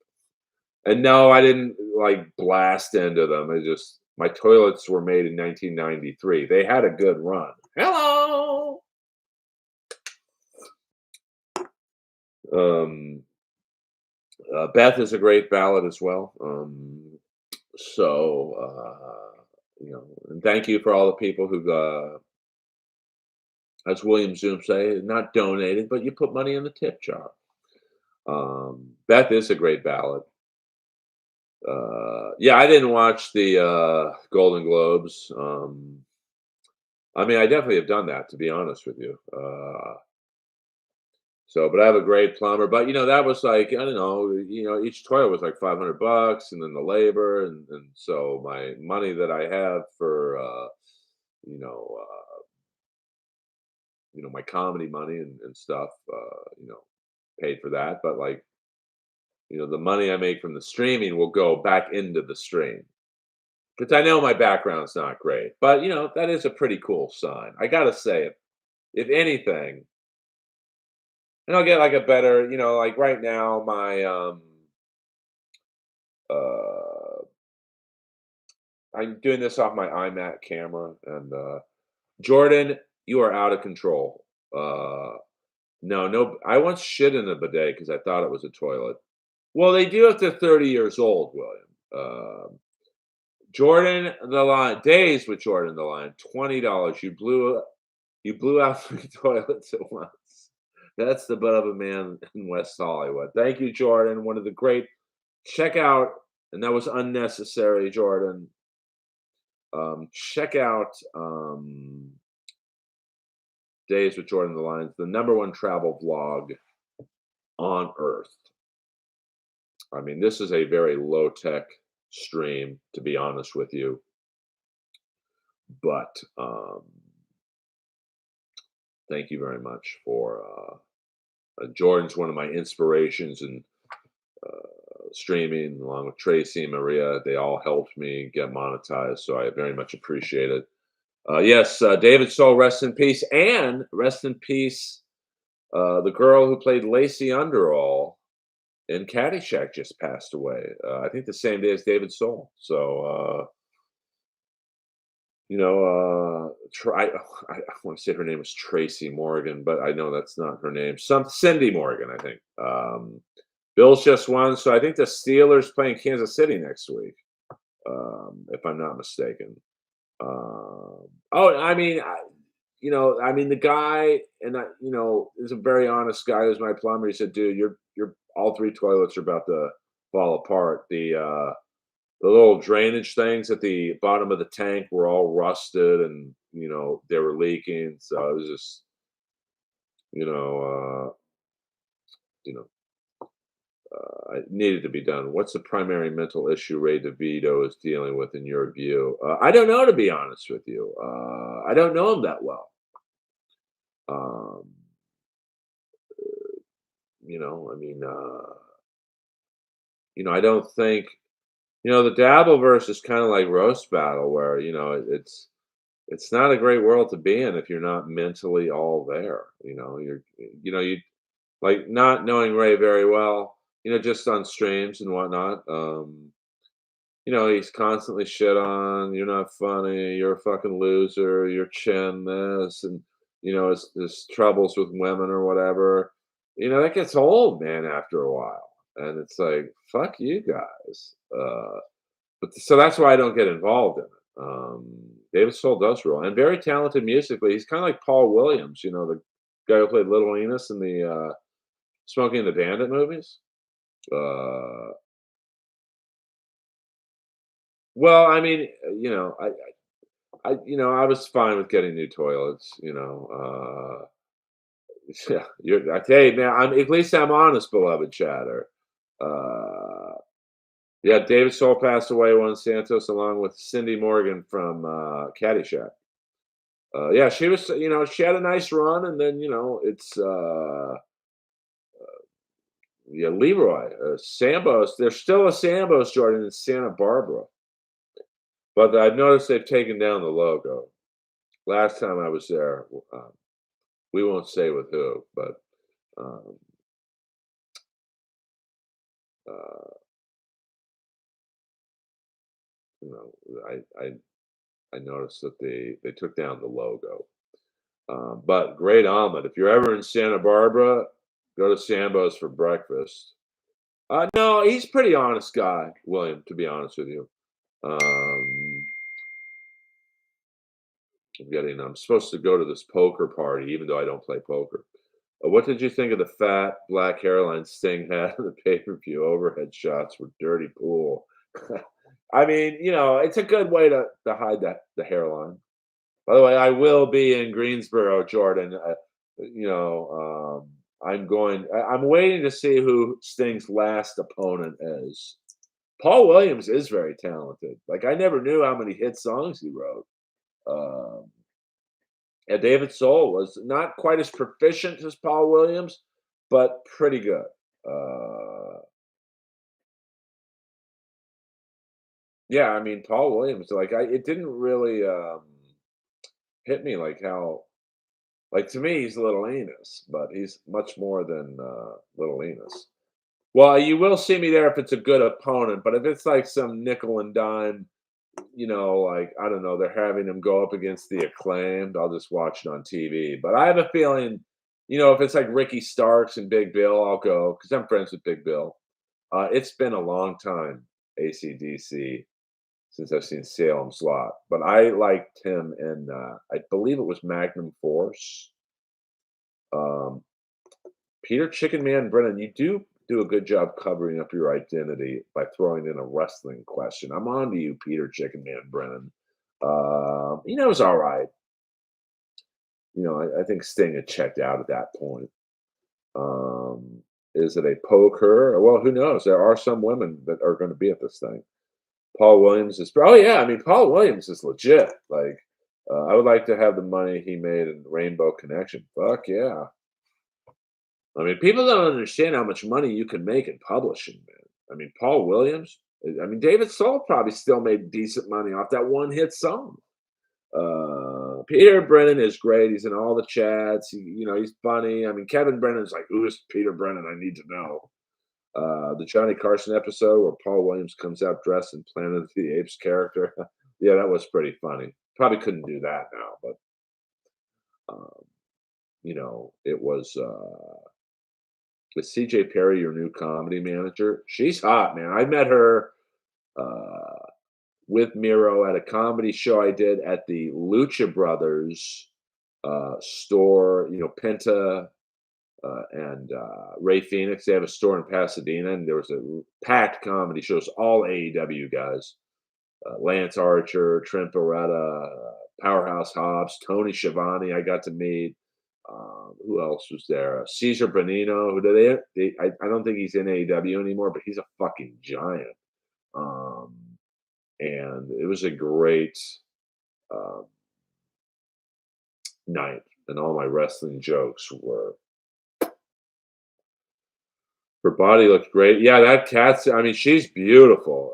And Mira, they make a great couple. Like you can feel the love between them. And I guess that was kind of a last minute ending because they were negotiating with Andrade like right up until the match. And then I mean, I don't know if I would go to WWE if I were him. They'll just job him out eventually. But they kind of weren't using him a lot in AEW, but he was great in the Continental Classic. Um, but that's the thing. The grass is greener, but like it's really not. Like if he goes back to WWE, you're looking at there's Monday Night Raw, there's SmackDown, there's NXT, there's house shows. I mean, it's crazy schedule. Like AEW, everything's done in one day. Well, Collision isn't, but like AEW, Rampage, and Dynamite are in the same day. So, which sucks because that's why the crowds are kind of dead for Rampage because they've already been through a 3-hour TV taping. Um, So, but I'm sure it's done to save money, so I get it.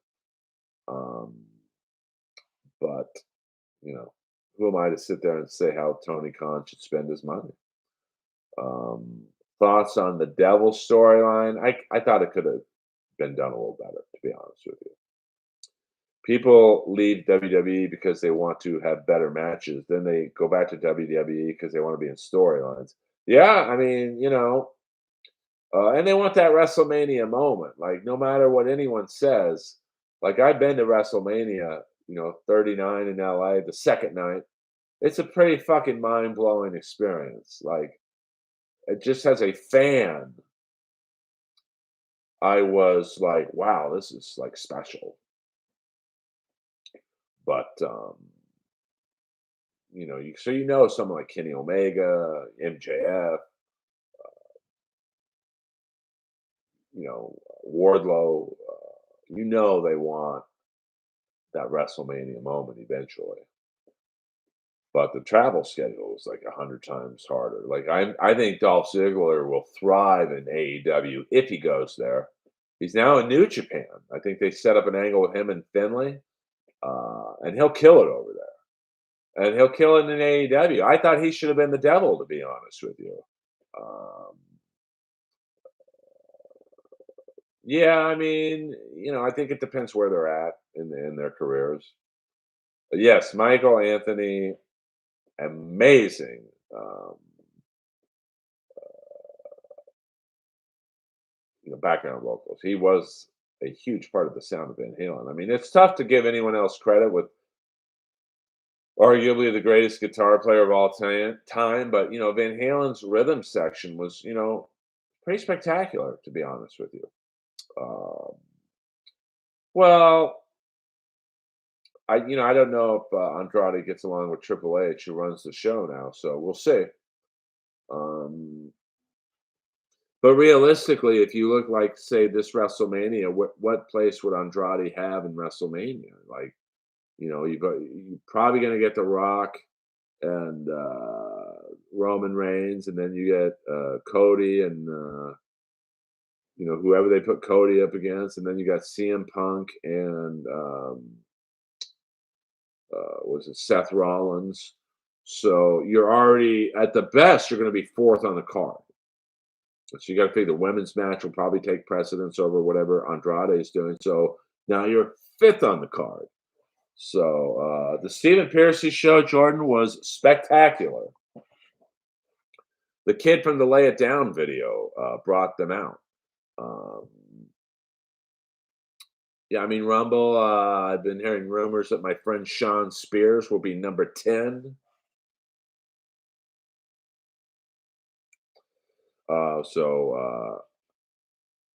Yeah, I know. I went to see Van Halen at Staples Center, and you could definitely hear Michael Anthony's vocals in the mix. I don't watch NXT, so I can't comment on that. Oh my God, allegedly, but also, I guess, real. $5. Imagine what it's like getting boned by Dove Davidoff to Imagine Dragons. I don't want to. Allegedly. I almost want to give you your $5 back for putting that thought into my head. Has the WWE announced the Hall of Famers for 2024? I don't believe they have. Allegedly listens to Red Bar. That's all right. I've spoken to Red Bar every now and then. LA Knight versus Logan Paul. Yeah, that's so. If you're Andrade, you're sixth on the list now in terms of the match. Rat, you think you're tough. I love that song, and I love the video with all the 80s guys in it. Jakey Lee, at the end going, you think you're tough. Red Bar absolutely rules. Nobody can touch him, even at his worst. Well, I mean, yeah, I mean, he's basically set the standard for what the Dabbleverse is, from his set to, hold on here. I'm getting a low battery. Hold on here. Let me charge my iPhone and sneak in. Everyone, close your eyes for 2 seconds.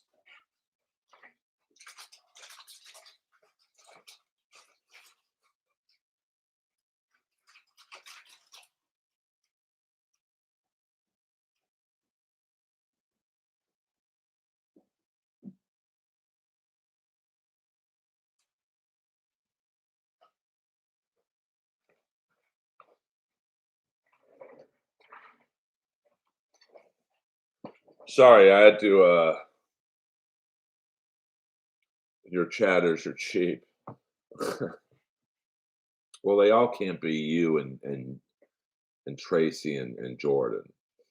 Um, would you honestly have given the Iron Claw another point 5 rating if they had Kamala? I 100% I would have. I mean, here's my thing with Iron Claw.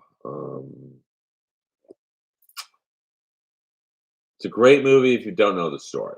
If you know the story like I do, because I watched World Class Championship Wrestling. It was just,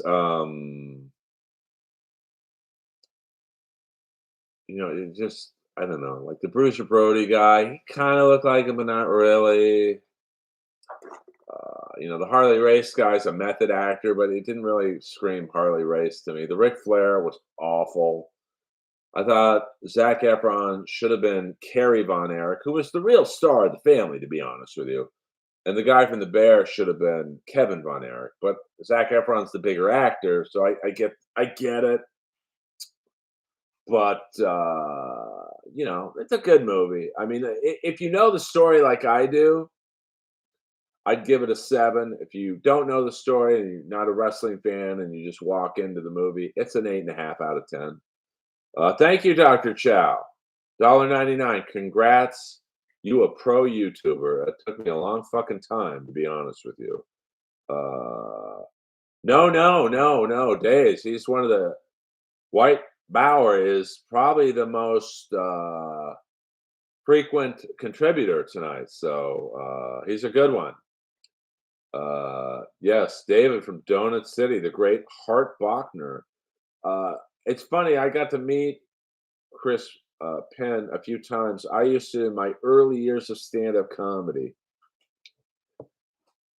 I used to, thank you, Dr. Chow, for that. Unnecessary, but thank you. I used to do a youth hostel on Santa Monica Boulevard and 2nd Street on Saturday nights. It's a horrible show, but like it was all like foreign speaking tours, but I was desperate for the stage time. So I would walk to the 3rd Street Promenade and get something to eat afterwards. And there was a Russian bar on the corner of where the promenade started. And Chris Penn was always out there on a Saturday night drinking. And he was kind of fat at the time, but it was such a different visual from how he was in the wildlife. Now I realize it was 20 years later, but like he was not in shape at all. Um, I thought they could have had Kamala in the Iron Claw. Because the other thing I didn't like about uh, the Iron Claw was, they made it just seem like the Von Erichs only wrestled the Freebirds, and I thought, Kerry Von Addict. That's ironic. Kerry Von Erich, um, he had some great feuds with Kamala.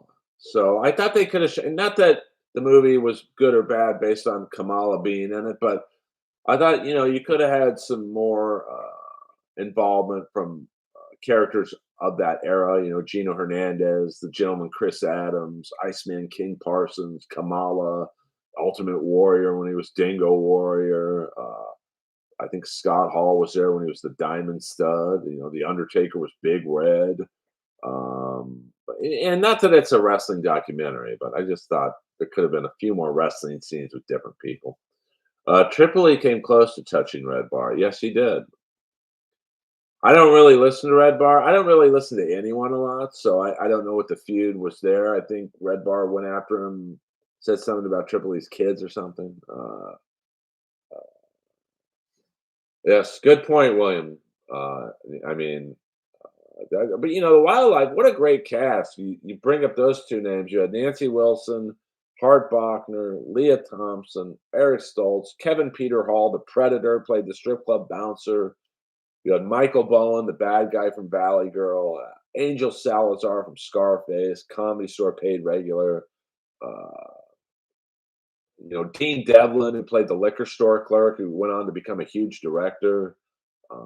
Rick Moranis, the great Jenny Wright, Inappropriate Earl alumni, and for whatever reason, it just didn't pop. And it's just one of those things that it's just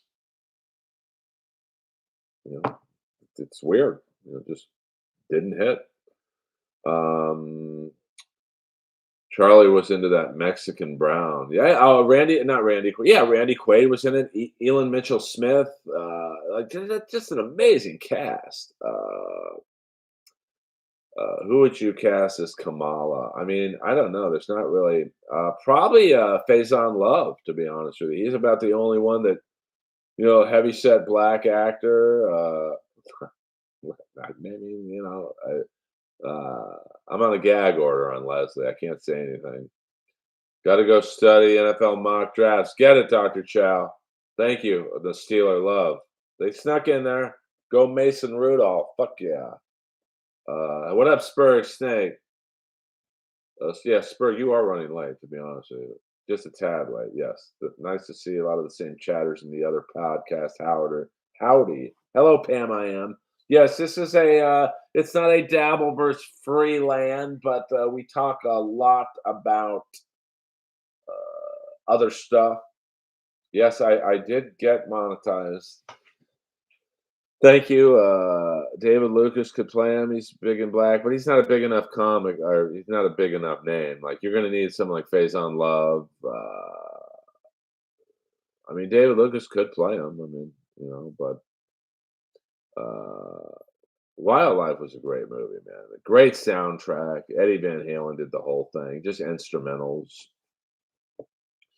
Um, I'm trying to think of other like heavy set black comics. I mean, Bruce, maybe. Corey Holcomb, maybe, but I don't think Corey's big enough, like heavy enough. I mean, you need a black actor who's 6'4", 280 pounds. If you want to go with accuracy, but it's not like the guy from The Bear was as big as Kerry Von Erich. So, what is the most racist thing? White Bauer. Um, I mean, I don't. I mean, I'm friends with Melt. I mean, well, I mean, Bruce. I mean, you need a black actor who is, Kamala. I think was 6'3", 6'4", legit 300 pounds. So I outside of Faison Love, Bruce, Corey Holcomb. I mean, Ari Spears doesn't really look like him. I mean, I guess you could have a football player, just some, random football player, I guess. But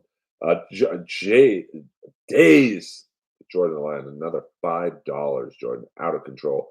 Why are you holding that documentary on your career back from us? Film it, studs, and release that bad boy. Well, if I get enough super chat money, I'm getting a phone call right now. Anonymous private call. I'm going to pick it up to see who's calling me on a Sunday night at 8:45. Hello. Yeah, I'm on a live stream right now, dude. What's up? Yeah, go on youtube.com/Earl Skagel. I gotta go, dude. I can't be talking on the phone, but like check in on live stream and wrestling shit and all that. Just go on you. It's free. Dude, I can't talk to one caller. I got 32. No, dude, this isn't I work alone. I work in the shadows, my man. YouTube.com/Earl Skakel. I'm a member of the Devil's Henchmen. Thank you for calling. That's scary. A chatter has my home phone number, but I am listed, so it's my fault. Yeah, I do have a landline. I don't fuck around, dude. I love this.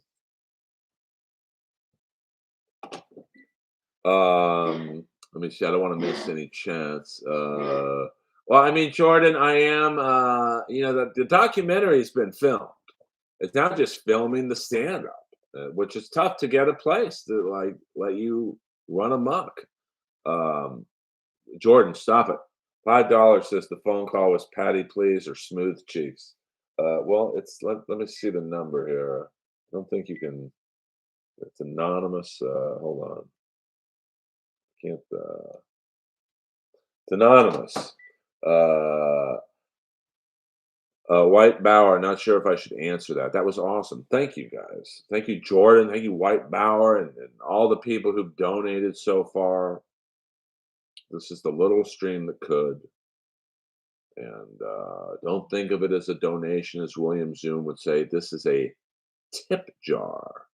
That son of a gun, Earl in the house. Billy, strap this on your sore ass, Blaine. Phone call was Brennan. It was not. I can't tell whose voice it is, but they've called before. And I'm not going to lie, it's scary to know that a fan or whatever has my home phone number. So, but I am listed in the white pages because I don't give a fuck. All right, we're going to do this stream for another 9 more minutes. They're calling again. Dude, I can't talk to one person on a landline. Just go on YouTube.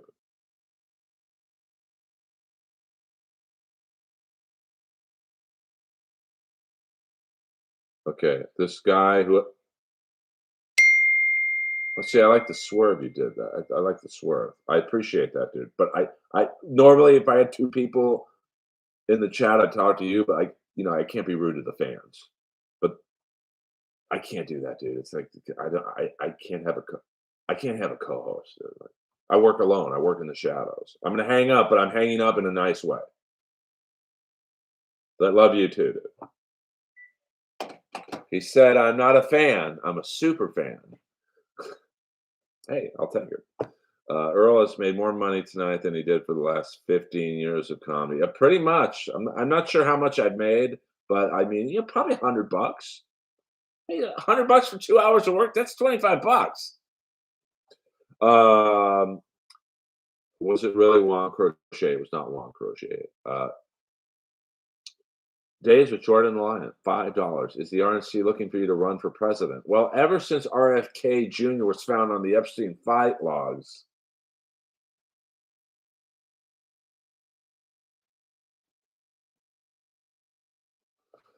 he said took the plane to go to. Oh, hold on, Peter Chicken Man Brennan. You surprised Jeff Lifshitz and Sobel aren't on the Epstein list? One, I think Sobel wasn't buying what Epstein was selling, and Lifshitz ain't cool enough. Um,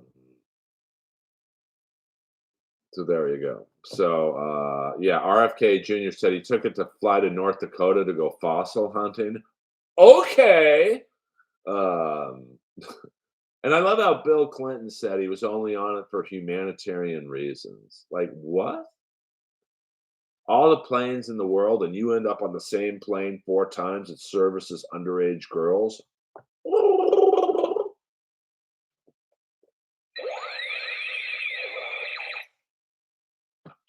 I should do that for any super chats over $20.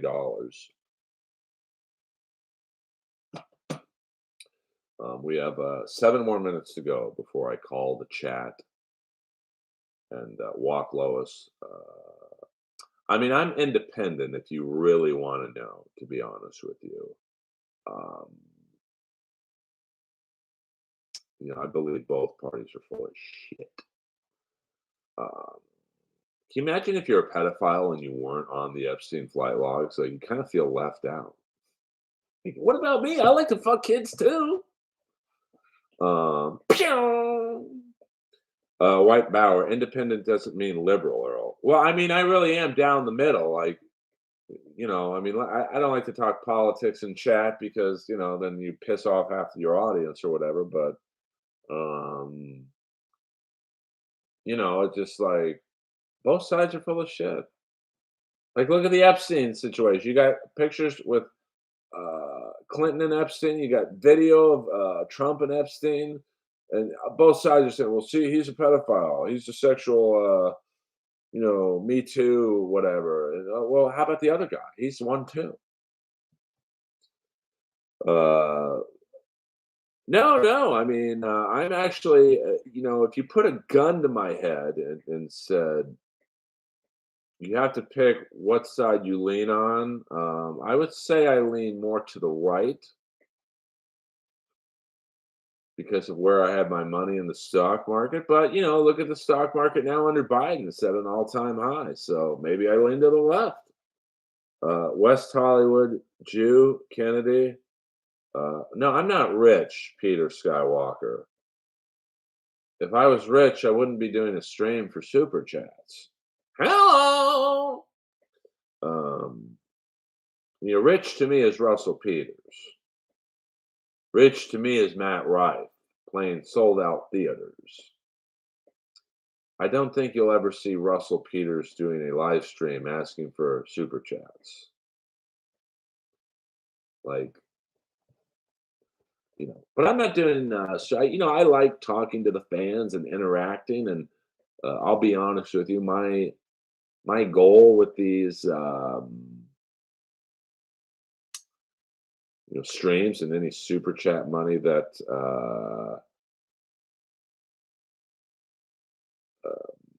I get is to get you people to come to comedy clubs to come see me.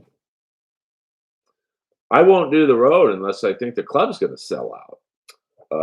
You're not doing this for the super chats. You're doing it for the love of the game. I mean, I kind of am. White Bauer, $5. Hello. I do it for the people. And hey, if I can make a few bucks being good to my fans, great. Nothing wrong with that. Um, I don't know about that, Officer Gonzalez. I can tell you right now, Russell Peters is one of the nicest, most genuine people I've ever met in my life. He actually gave me this. This shows you how Russell Peters is. I'm a big Kiss fan, as you guys know, and Russell Peters gave me this rare doll that Gene Simmons gave him. So I'm a big Russell Peters fan. And people ask to buy this from me all the time. It's a one of one model. And Jordan was with me when I got this. The Earl Skakel model one of one wrestling doll that I got at the Ric Flair roast. Probably the coolest thing I've ever gotten. Uh, no, no, I mean, I'm not telling you to like Russell Peters. I'm just telling you, like he's awesome. Like he messaged me one day after I had knee surgery. He's like, "Hey, can you go to a concert tonight?" I'm like, "Yeah, my knee's pretty fucked up. I had ACL surgery." He's like, "Well, my manager's the same. He manages Paul Stanley too. He's playing at the House of Blues. We'll have like we'll get you in the handicap section so you can sit down." And he took me to see Paul Stanley at the House of Blues. And then afterwards, I'm like, "Let me take you to dinner." And he's like, "Well, let's go to the Laugh Factory first. I'll get you in with the booker." Like that's Russell. He didn't have to help me. And the Laugh Factory still won't book me. Hello. Goodbye. Um, it's your neck from this rat king. I'm a wanted man, blow dealer with snake eyes. You cross me, you realize you're a human target. Excuse me, sorry. It's protein gummies kicking in. Wow, how allegedly, but also real. How's Dom doing? I enjoyed both your characters, and I'm dying up here. Dom Herrera is doing better. I believe he had some health issues, which I'm not. I don't know. That's his business. Um, but Dom Herrera, one of the great. Our trailers were next to each other, so we would just talk shit all day. Um, Uh, maybe. I mean, he got a good parking space. I love the book, but the series was really bad. As much as I was rooting for, I mean, let me tell you why I don't think the series worked. I'm just going to pretend it's Stephen Piercy. Hold on, I'm reading. The doll is absurd. Capturing smugness in plastics is such a detailed level. I got you. You are right on that, White Bauer. I think the reason why I'm dying up here, he did the doll just asked me for $5. So can someone super chat me another $5, another five hooves, so I can give it to Gene? Pew! Um,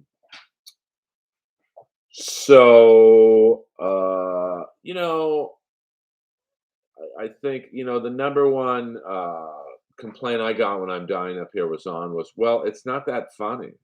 And I'm like, well, it's not a sitcom. It's not supposed to be funny. I mean, the world of stand-up comedy is fucking horribly sad, to be frank. I mean, look at, we just lost Neil Nanda, suicide 2 weeks ago. Jumped off a building, I think. Jack Knight a year ago killed himself. He's poised to be the next Eddie Murphy, to be honest with you.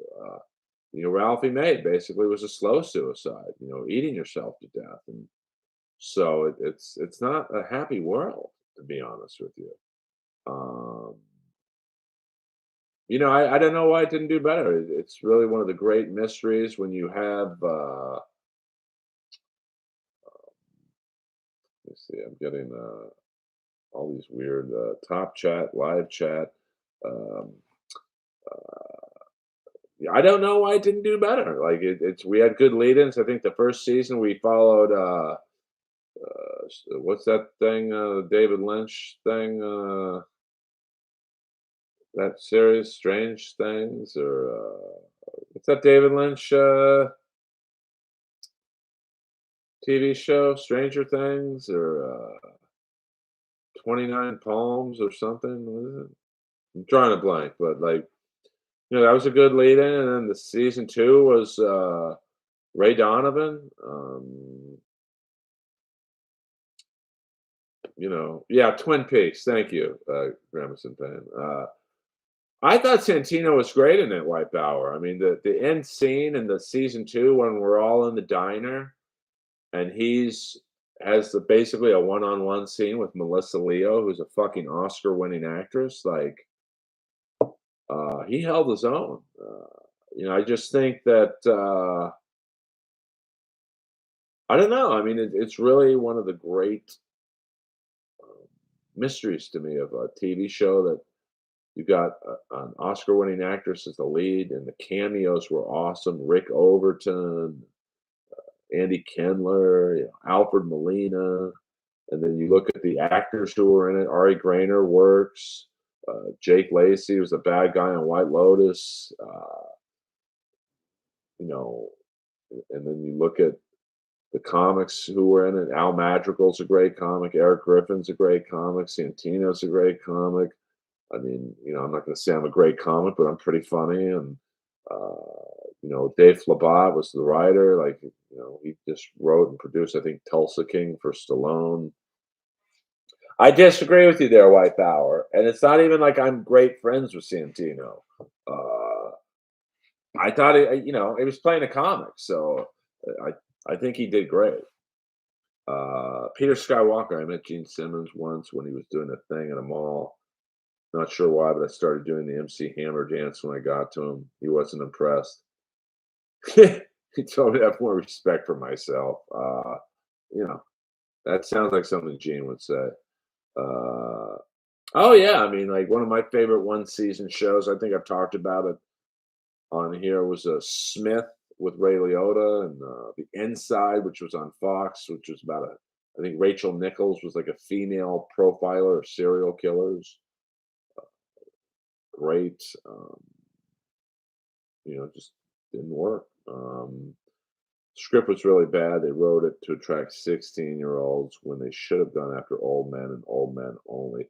I mean, I disagree, Wyatt Bauer, because old men aren't the demographics most networks want. They want that, what is it, I think 19 to 39. And, the bottom line is the subject matter probably just wasn't interesting to young people. 70s comedy, who cares?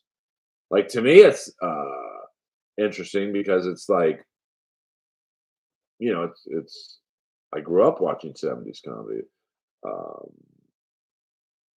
well, I mean, White Power, I don't necessarily remember it. to be honest with you. But I mean, whatever he was saying was written for him, so you can blame the writers on that.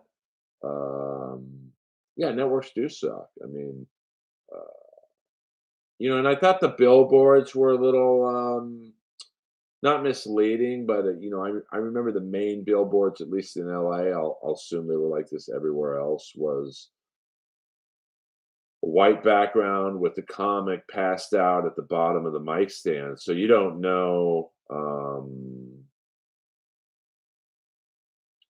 I don't know what message that's conveying. Like, is this a drama? Is it a comedy? I don't think that people really knew what to expect, to be honest with you. Um, I don't know that person. LAOC TV channel. I don't. Um,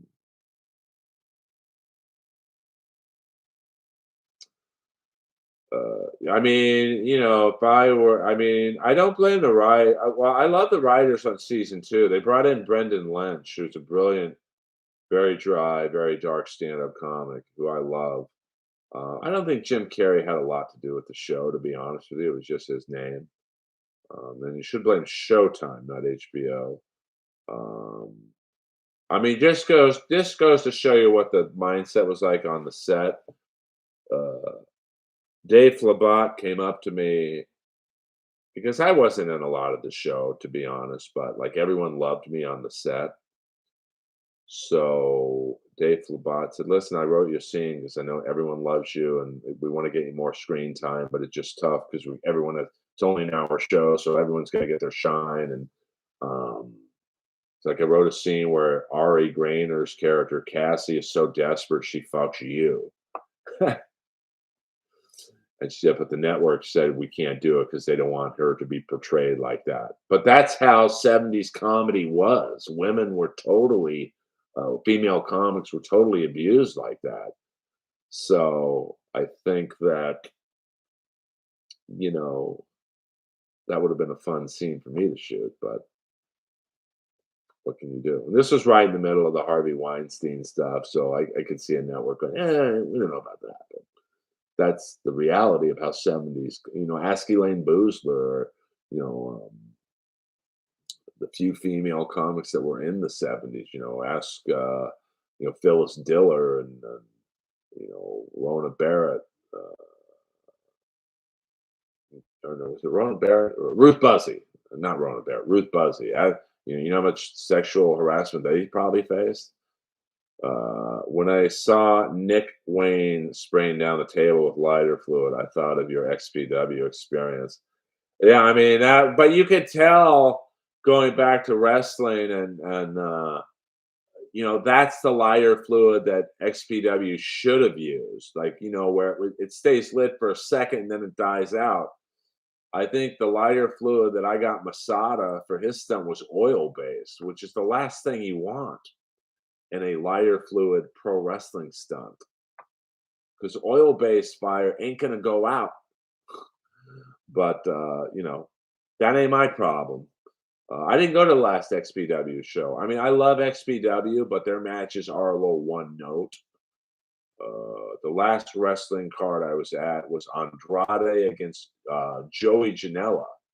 They put on an amazing show. Um, that was spectacular at GCW at the Ukrainian Cultural Center. Uh, yes, you're right on that, William. Um, yeah, I mean, White Bower Elaine, but I mean, I just brought up Elaine Boozler's name to go. I'm sure like she was basically the Cassie, the real life Cassie Ari Grainer character in the 70s. Like I can only imagine, what she had to go through as a comic. So the fact that the Dave Labat wrote a scene where Cassie fucks Al Sims, the bitter late night comic, it checked out in terms of what was actually going on there. Officer Gonzalez, $2. Congrats on getting monetized. Thank you very much, Officer Gonzalez. It was a complete fucking pain in the ass. But thanks to Tracy Carnazzo, Maria Bruguer, Jordan helped me. He gave me some insight. Um, it finally happened, and I'm not gonna really stream every day. I don't want my fans, the few I have, thinking I'm just using them to get $2, $5, whatever from them. I'm not. William Zoom said it the best. It's not a donation, it's a tip jar. For my last 25 years of comedy, most of it performing for free. Uh, just think of it as, you know, a tip jar. Think of me as a bartender.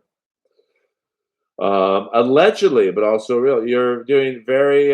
Thank you. Once you get $5, I know it's bedtime, but do you have any Norm stories at the Comedy Store? Really, only one. One night I had performed, and I'm not going to lie, I don't remember if I was in the main room or the original room. So I'm walking around, and Norm walks up. The OR was pretty empty, and he asked the girl in the booth, "Can he go on?" Of course, we're all going to say yes. Um, and I was me and maybe a couple waitresses, under 10 people in the room, and he fucking was killing, like just leveling a room. And then probably he did like a half hour, and by 2:30 the room was pretty full because that's what happens at the Comedy Store. It's like if Chappelle walks in, someone calls or tweets, "Hey, Dave's in here, get down here. Don't tweet about it, but just get down here." And he was killing, like just like it was like a watch. It was like getting a master class in comedy. Like you never blame the crowd. Although a couple nights ago in the main room, the crowd sucked. Everyone bombed. Like everybody. Um, so that was a rare case where you could blame the crowd. Um, but he was awesome, man. Reminds me of the time I was on stage. There was no one in the room. Literally nobody was in the room. And the girl in the cover booth, my friend Chelsea, who once set me up with an escort. Like it was like an actual just a date with an escort. It was didn't work out. But hello, Allie. Um,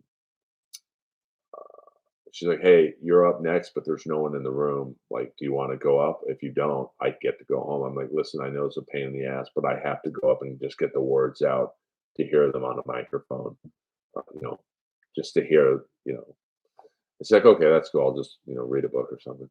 And so I'm up there doing my 10 minutes, and all of a sudden, Bob Saget walks in the room and sits in the back of the room, so I couldn't see him, but I could see him. And he's with this beautiful black woman. I don't know if that's his girlfriend or wife or whatever. And I knew Bob Saget like dirty jokes, so I just leaned in on the dirtiest jokes I knew. And like one of the jokes I remember was, "Hey, we all remember the Village People, right? Only one of them was gay in real life. I'd love to hire the acting coach of those other five guys." And he chuckled, and then I'm like, and a lot of people ask me which one died of no, which one was gay? And I'm like, I don't know, but I'm gonna assume it was the guy who died of AIDS. Hello. And so afterwards, there's a big crowd in the original room hallway for whatever reason, and I'm sitting there talking to people, and Bob Saget just walks by me and goes, "Love the dark stuff." I was like getting blessed. So friends with Nick Paulo, I've never met him. I think they performed Over the Edge. I know LA Guns had a great song named Over the Edge too. That's my favorite. I like Ballad of Jane. Johnny Valentine, the Boogie Woogie Man, um, Ivan Putski, the Polish Power. Do you remember Rat released their self-titled LP and performed on Dweezil Zappa's show? I'm gonna have to look that up. I don't believe I've ever seen it, to be honest with you. Yeah, Barry Sobel. Good luck there. He'll be at the what was it? The UBG bar tomorrow night. He just literally loiters at an open mic in the valley. And I see him talking to young comics. And I'm like, man, this is grooming 101. Uh, well, it's funny. Like, so Chelsea sets me up with her friend.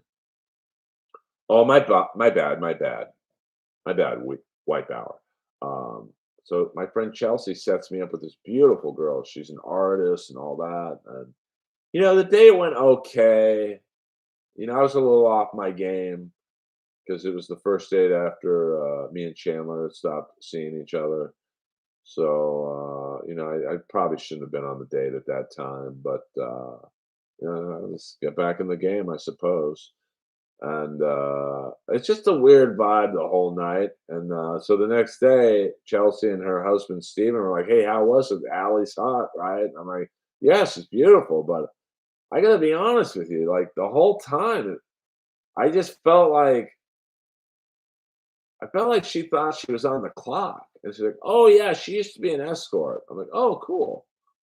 Are you monetized now so you can pay for Vinnie Vincent's new $199 pay website?" Fuck that guy. Saget on Entourage was awesome. He was, and I thought Brad Garrett on I'm Dying Up Here should have gotten an Emmy, but he did not.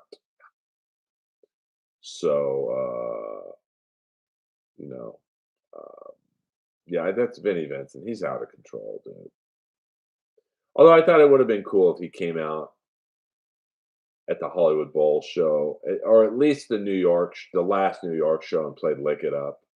He could probably get through that, without much problem. But I saw Vinnie Vincent play "Lick It Up" with a tribute group, I don't know, 3 or 4 years ago, and it was fucking brutal, man. It's like he forgot how to play guitar. Uh, I mean, I like the first album. Actually, I like both albums. I mean, that song with Mark Slaughter, "That Time of Year," I love that song, and the Robert Fleischman album, I like "No Substitute." Um, they had some good songs, but it's like they just Vinny was totally unconstrained on those albums, and it's like, we get you can play guitar, bro, but let's hear the vocals. Your reaction to Danish leaving O'Neill and Beach Cops. I don't know what happened, to be honest with you. I'm not trying to avoid the question or answer. Uh, I know Danish and O'Neill are good friends. Hopefully they can, figure it out down the road. But I don't.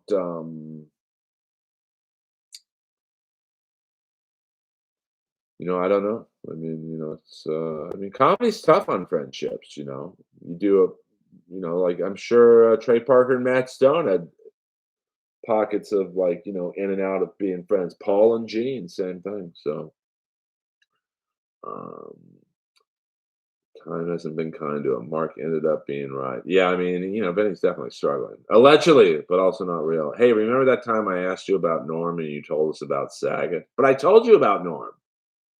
I watched him. Were you not listening? Allegedly, and I'm not being rude, but I told you the Norm story about him being in the OR at 2 in the morning, killing, and that reminded me of the Saget story, which I told after.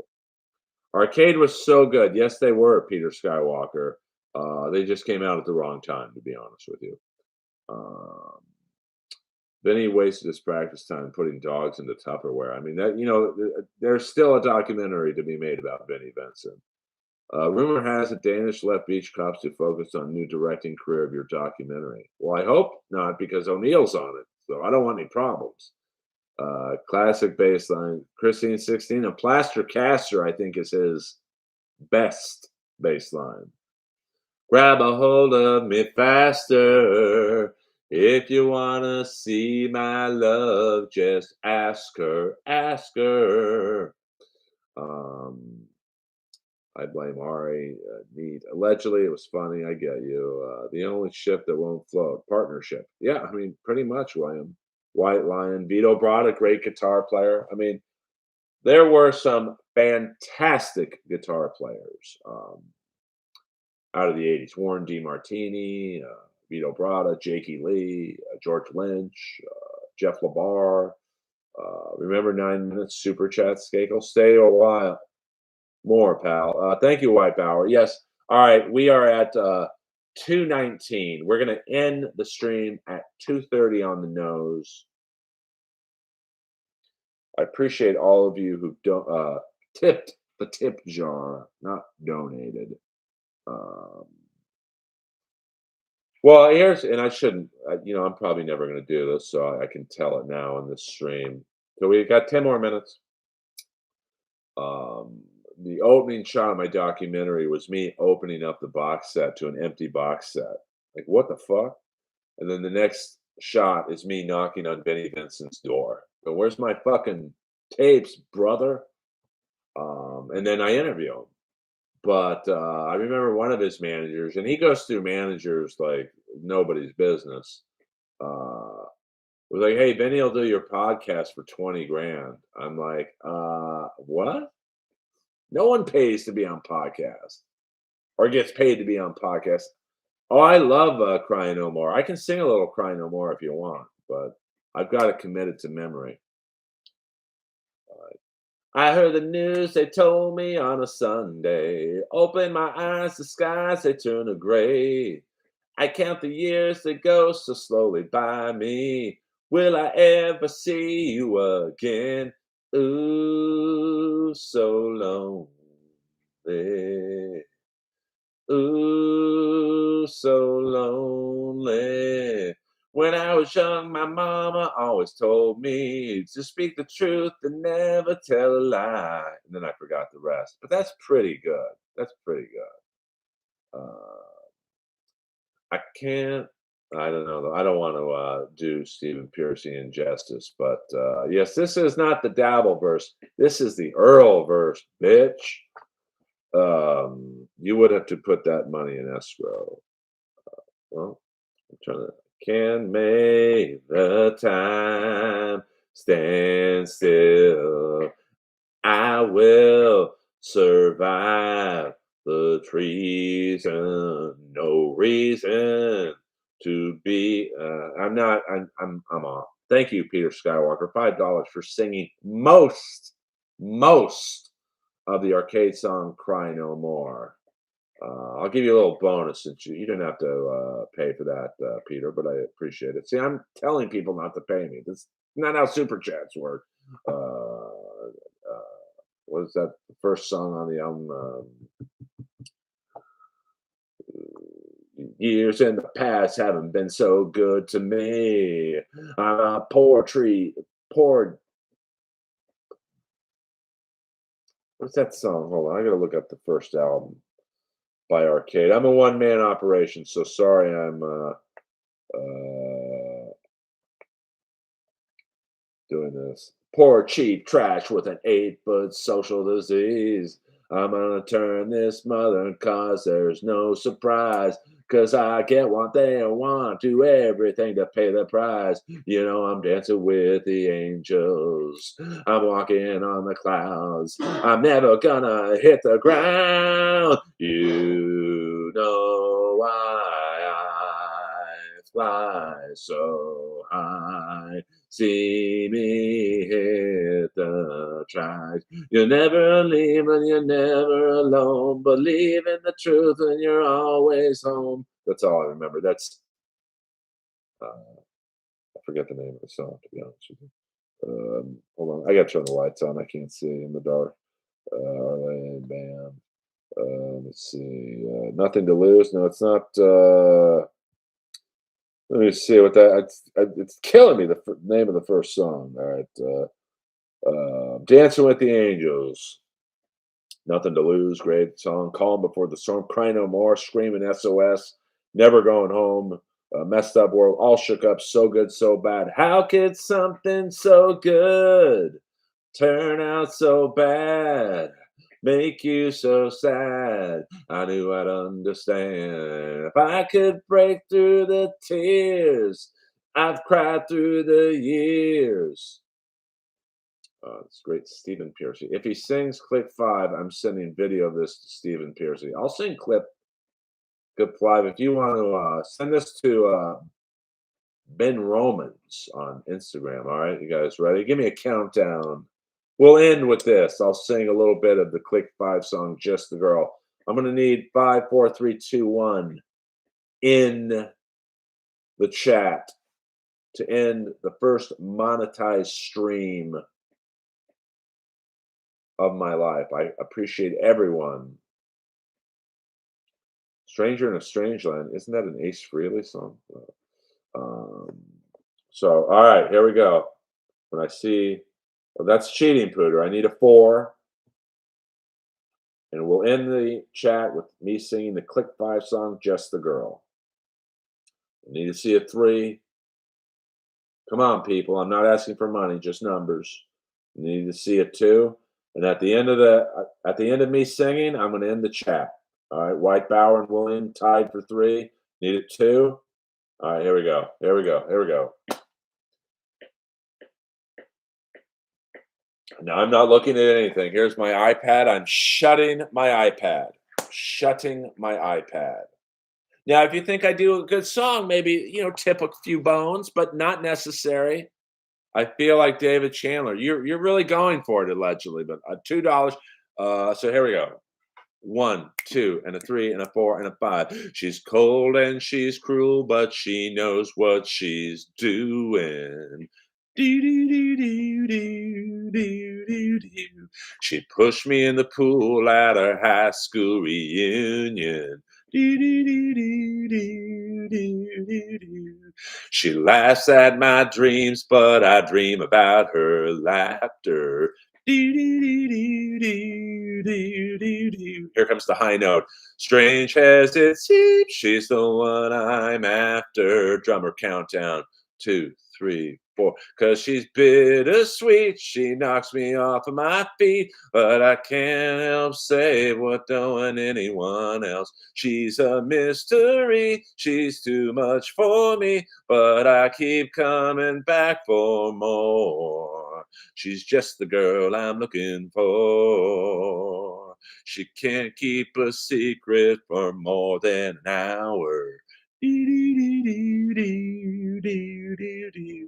She runs on 100 proof attitude power. And the more I adore her, the more she ignores me. What can I do? I'll do anything for her.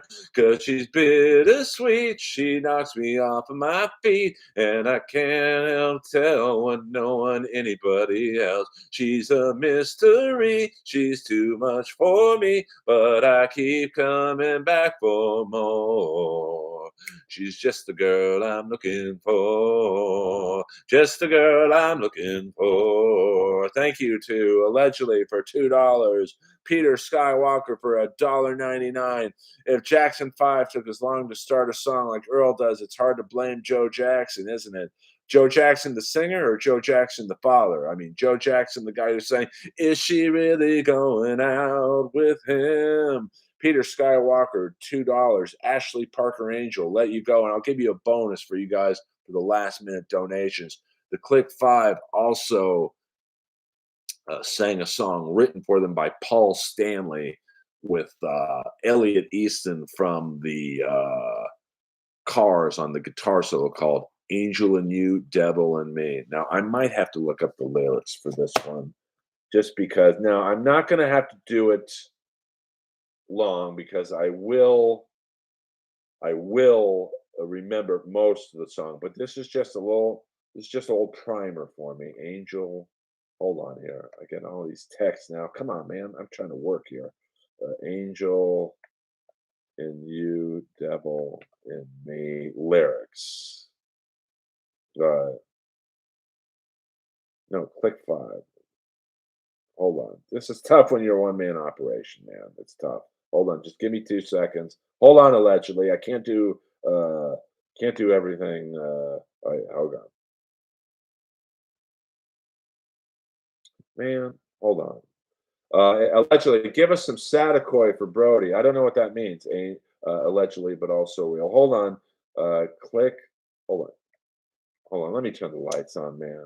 I'm trying to give you guys more bang for your buck. Click five. Angel. Okay, here we go. Here we go. No, man, that's the song. I don't need the song.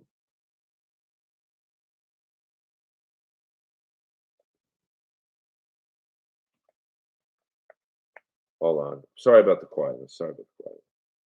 Okay, here we go. Here we go. Just a little bonus, and then we're gonna. Okay, here we go. All right, give me a countdown, and then I really gotta. It's 2:30. I said we'd just. We'll go 3, 2, 1. Give me a 3, 2, 1 in chat. Give me a 3, 2, 1 in chat. Oh, Peter Skywalker. I'll be dead by Xmas now. Any way? I don't know if that's how you want me to. Okay, I need a one. When I saw her, she looked my way, and I knew that I was over my head.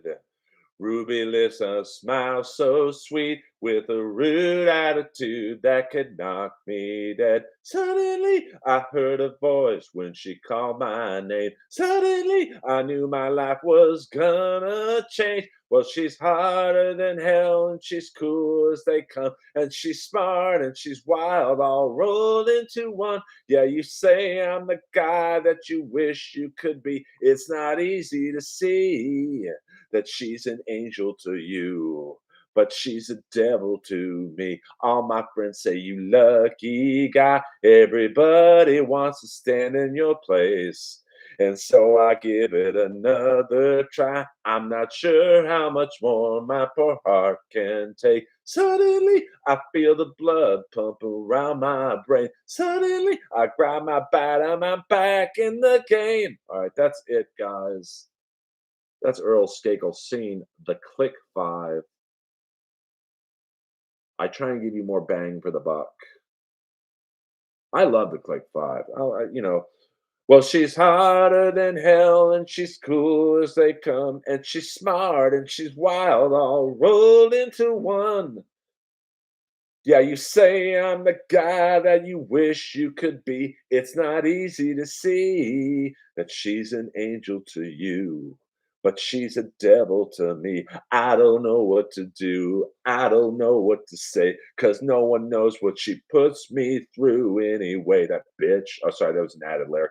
I don't know where's the master. I don't know who's the corner. The reason why I try, but I can't get her. Someone's in all the faster, someone all of the first, and the reason why. And I try, but I can't. All right. Good night, allegedly. Thank you, but also not really. Thank you for all who've donated.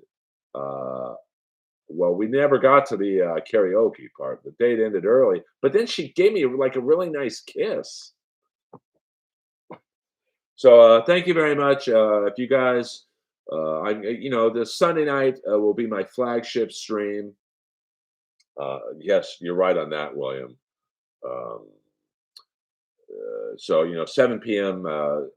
Sunday night Pacific Standard Time. I'll probably still do the Wednesday night wrestling stream, but I know a lot of you. I mean, let me see what other song that speaks to me.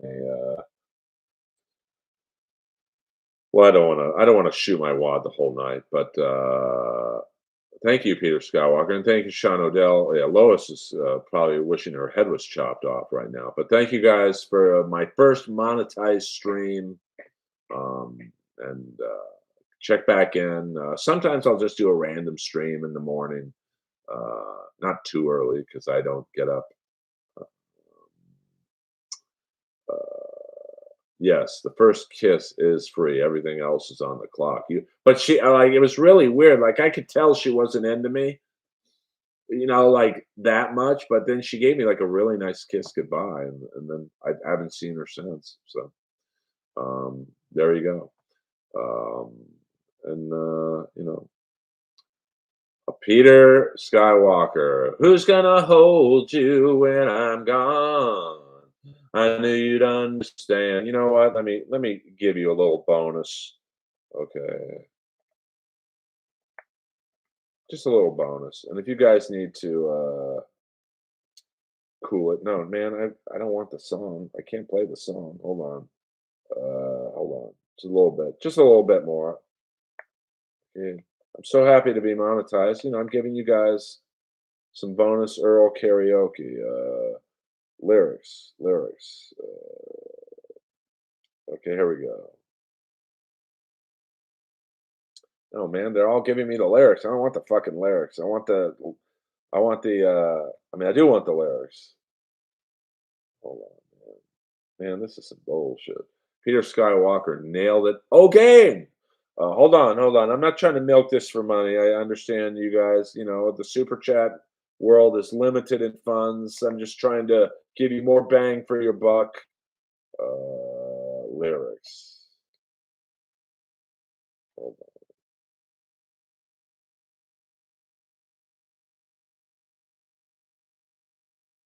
on. Okay, here we go. Here we go.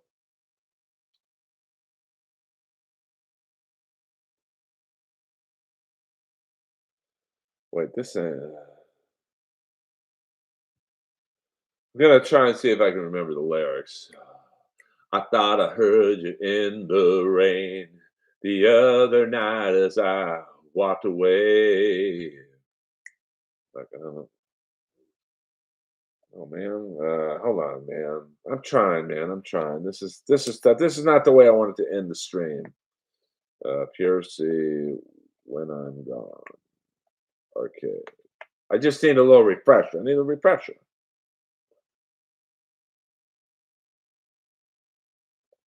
You know, I can't find the lyrics. Who's gonna hold you when I'm gone? I knew you'd understand. Who's nah, man? I can't. I just need the lyrics for 2 seconds. Hold on. Jeff Ross would stop lurking and throwing some tip money. Shit, that ain't happening.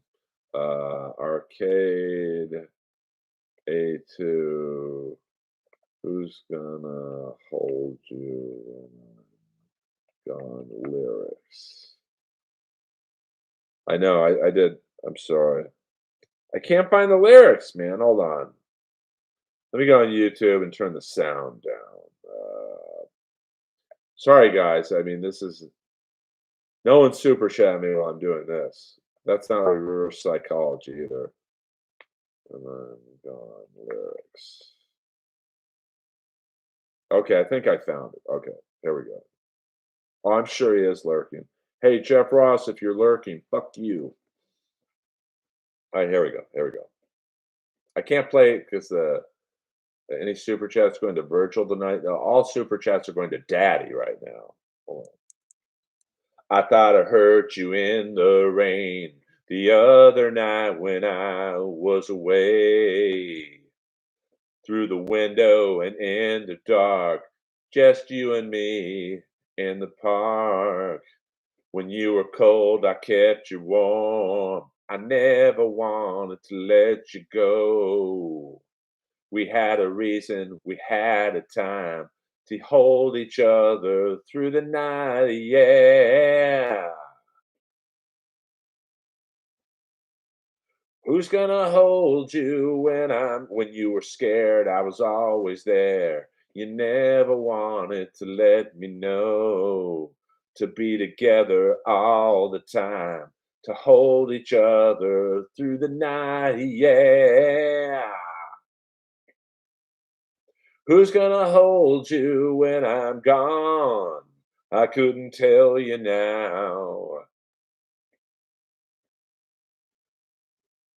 The lyrics are a little slow, I gotta be honest with you. Who's gonna hold you when I'm gone? I couldn't tell you now. Who's gonna show you how I feel? You know it can't be real. All right, guys, we've gone in to bonus time. I gave you 10 more minutes of bonus time. This is the end of the stream. Uh, White Bauer, thank you. You were the star of the chat financially. Thank you very much. Everyone who donated, from Jordan to Tracy.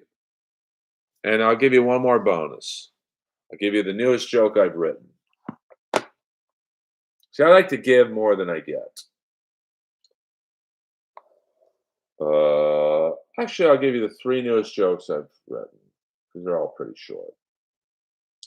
Stephen Hawking. Imagine being the girl who drew that massage. Talk about rolling snake eyes. Hello. Hold on.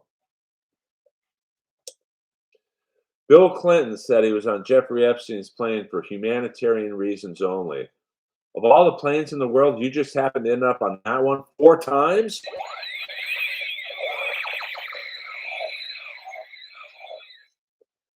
Michael Jackson also visited Jeffrey Epstein's house, and I guess he was there for about 5 minutes with no dudes around.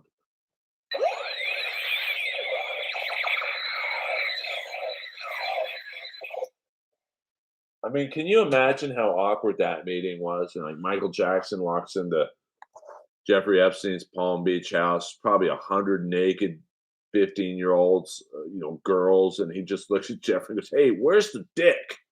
I'm here for dick." Earl Skakel, over and out.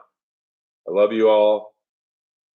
I'll try and do a regular scheduled stream on the week too, but count on this Sunday night. Appreciate you all. Thank you for everyone for helping me get monetized. Not just Tracy, Jordan, and Maria, but you guys listening, getting me to the 3,000 hours and subscribing and whatnot means a lot to me. As a older comic, um, you got to make your own shit because no one's going to want to help a 55-year-old white comic. I had a 25-year-old manager tell me the other day, not the other day, a couple weeks ago, maybe even a month ago. It's like, and I was coming into this girl through a major recommendation from someone who is elite in this business. But she's like, "You're just too old. You're too polished. I can't mold you into what I want you to be." And I'm like, "What about being funny?" She's like, "Oh, yeah, you're funny. That's not the issue, but I can't use you." Like, what? Being funny and polished works against you. But here's the funny thing, if this stream ever got to, like, epic levels, she'd be the first person calling me going, "Oh, I thought you were great." Shit. Earl Skakel over and out. I love you guys. I'll see you on the internet. Sting for life.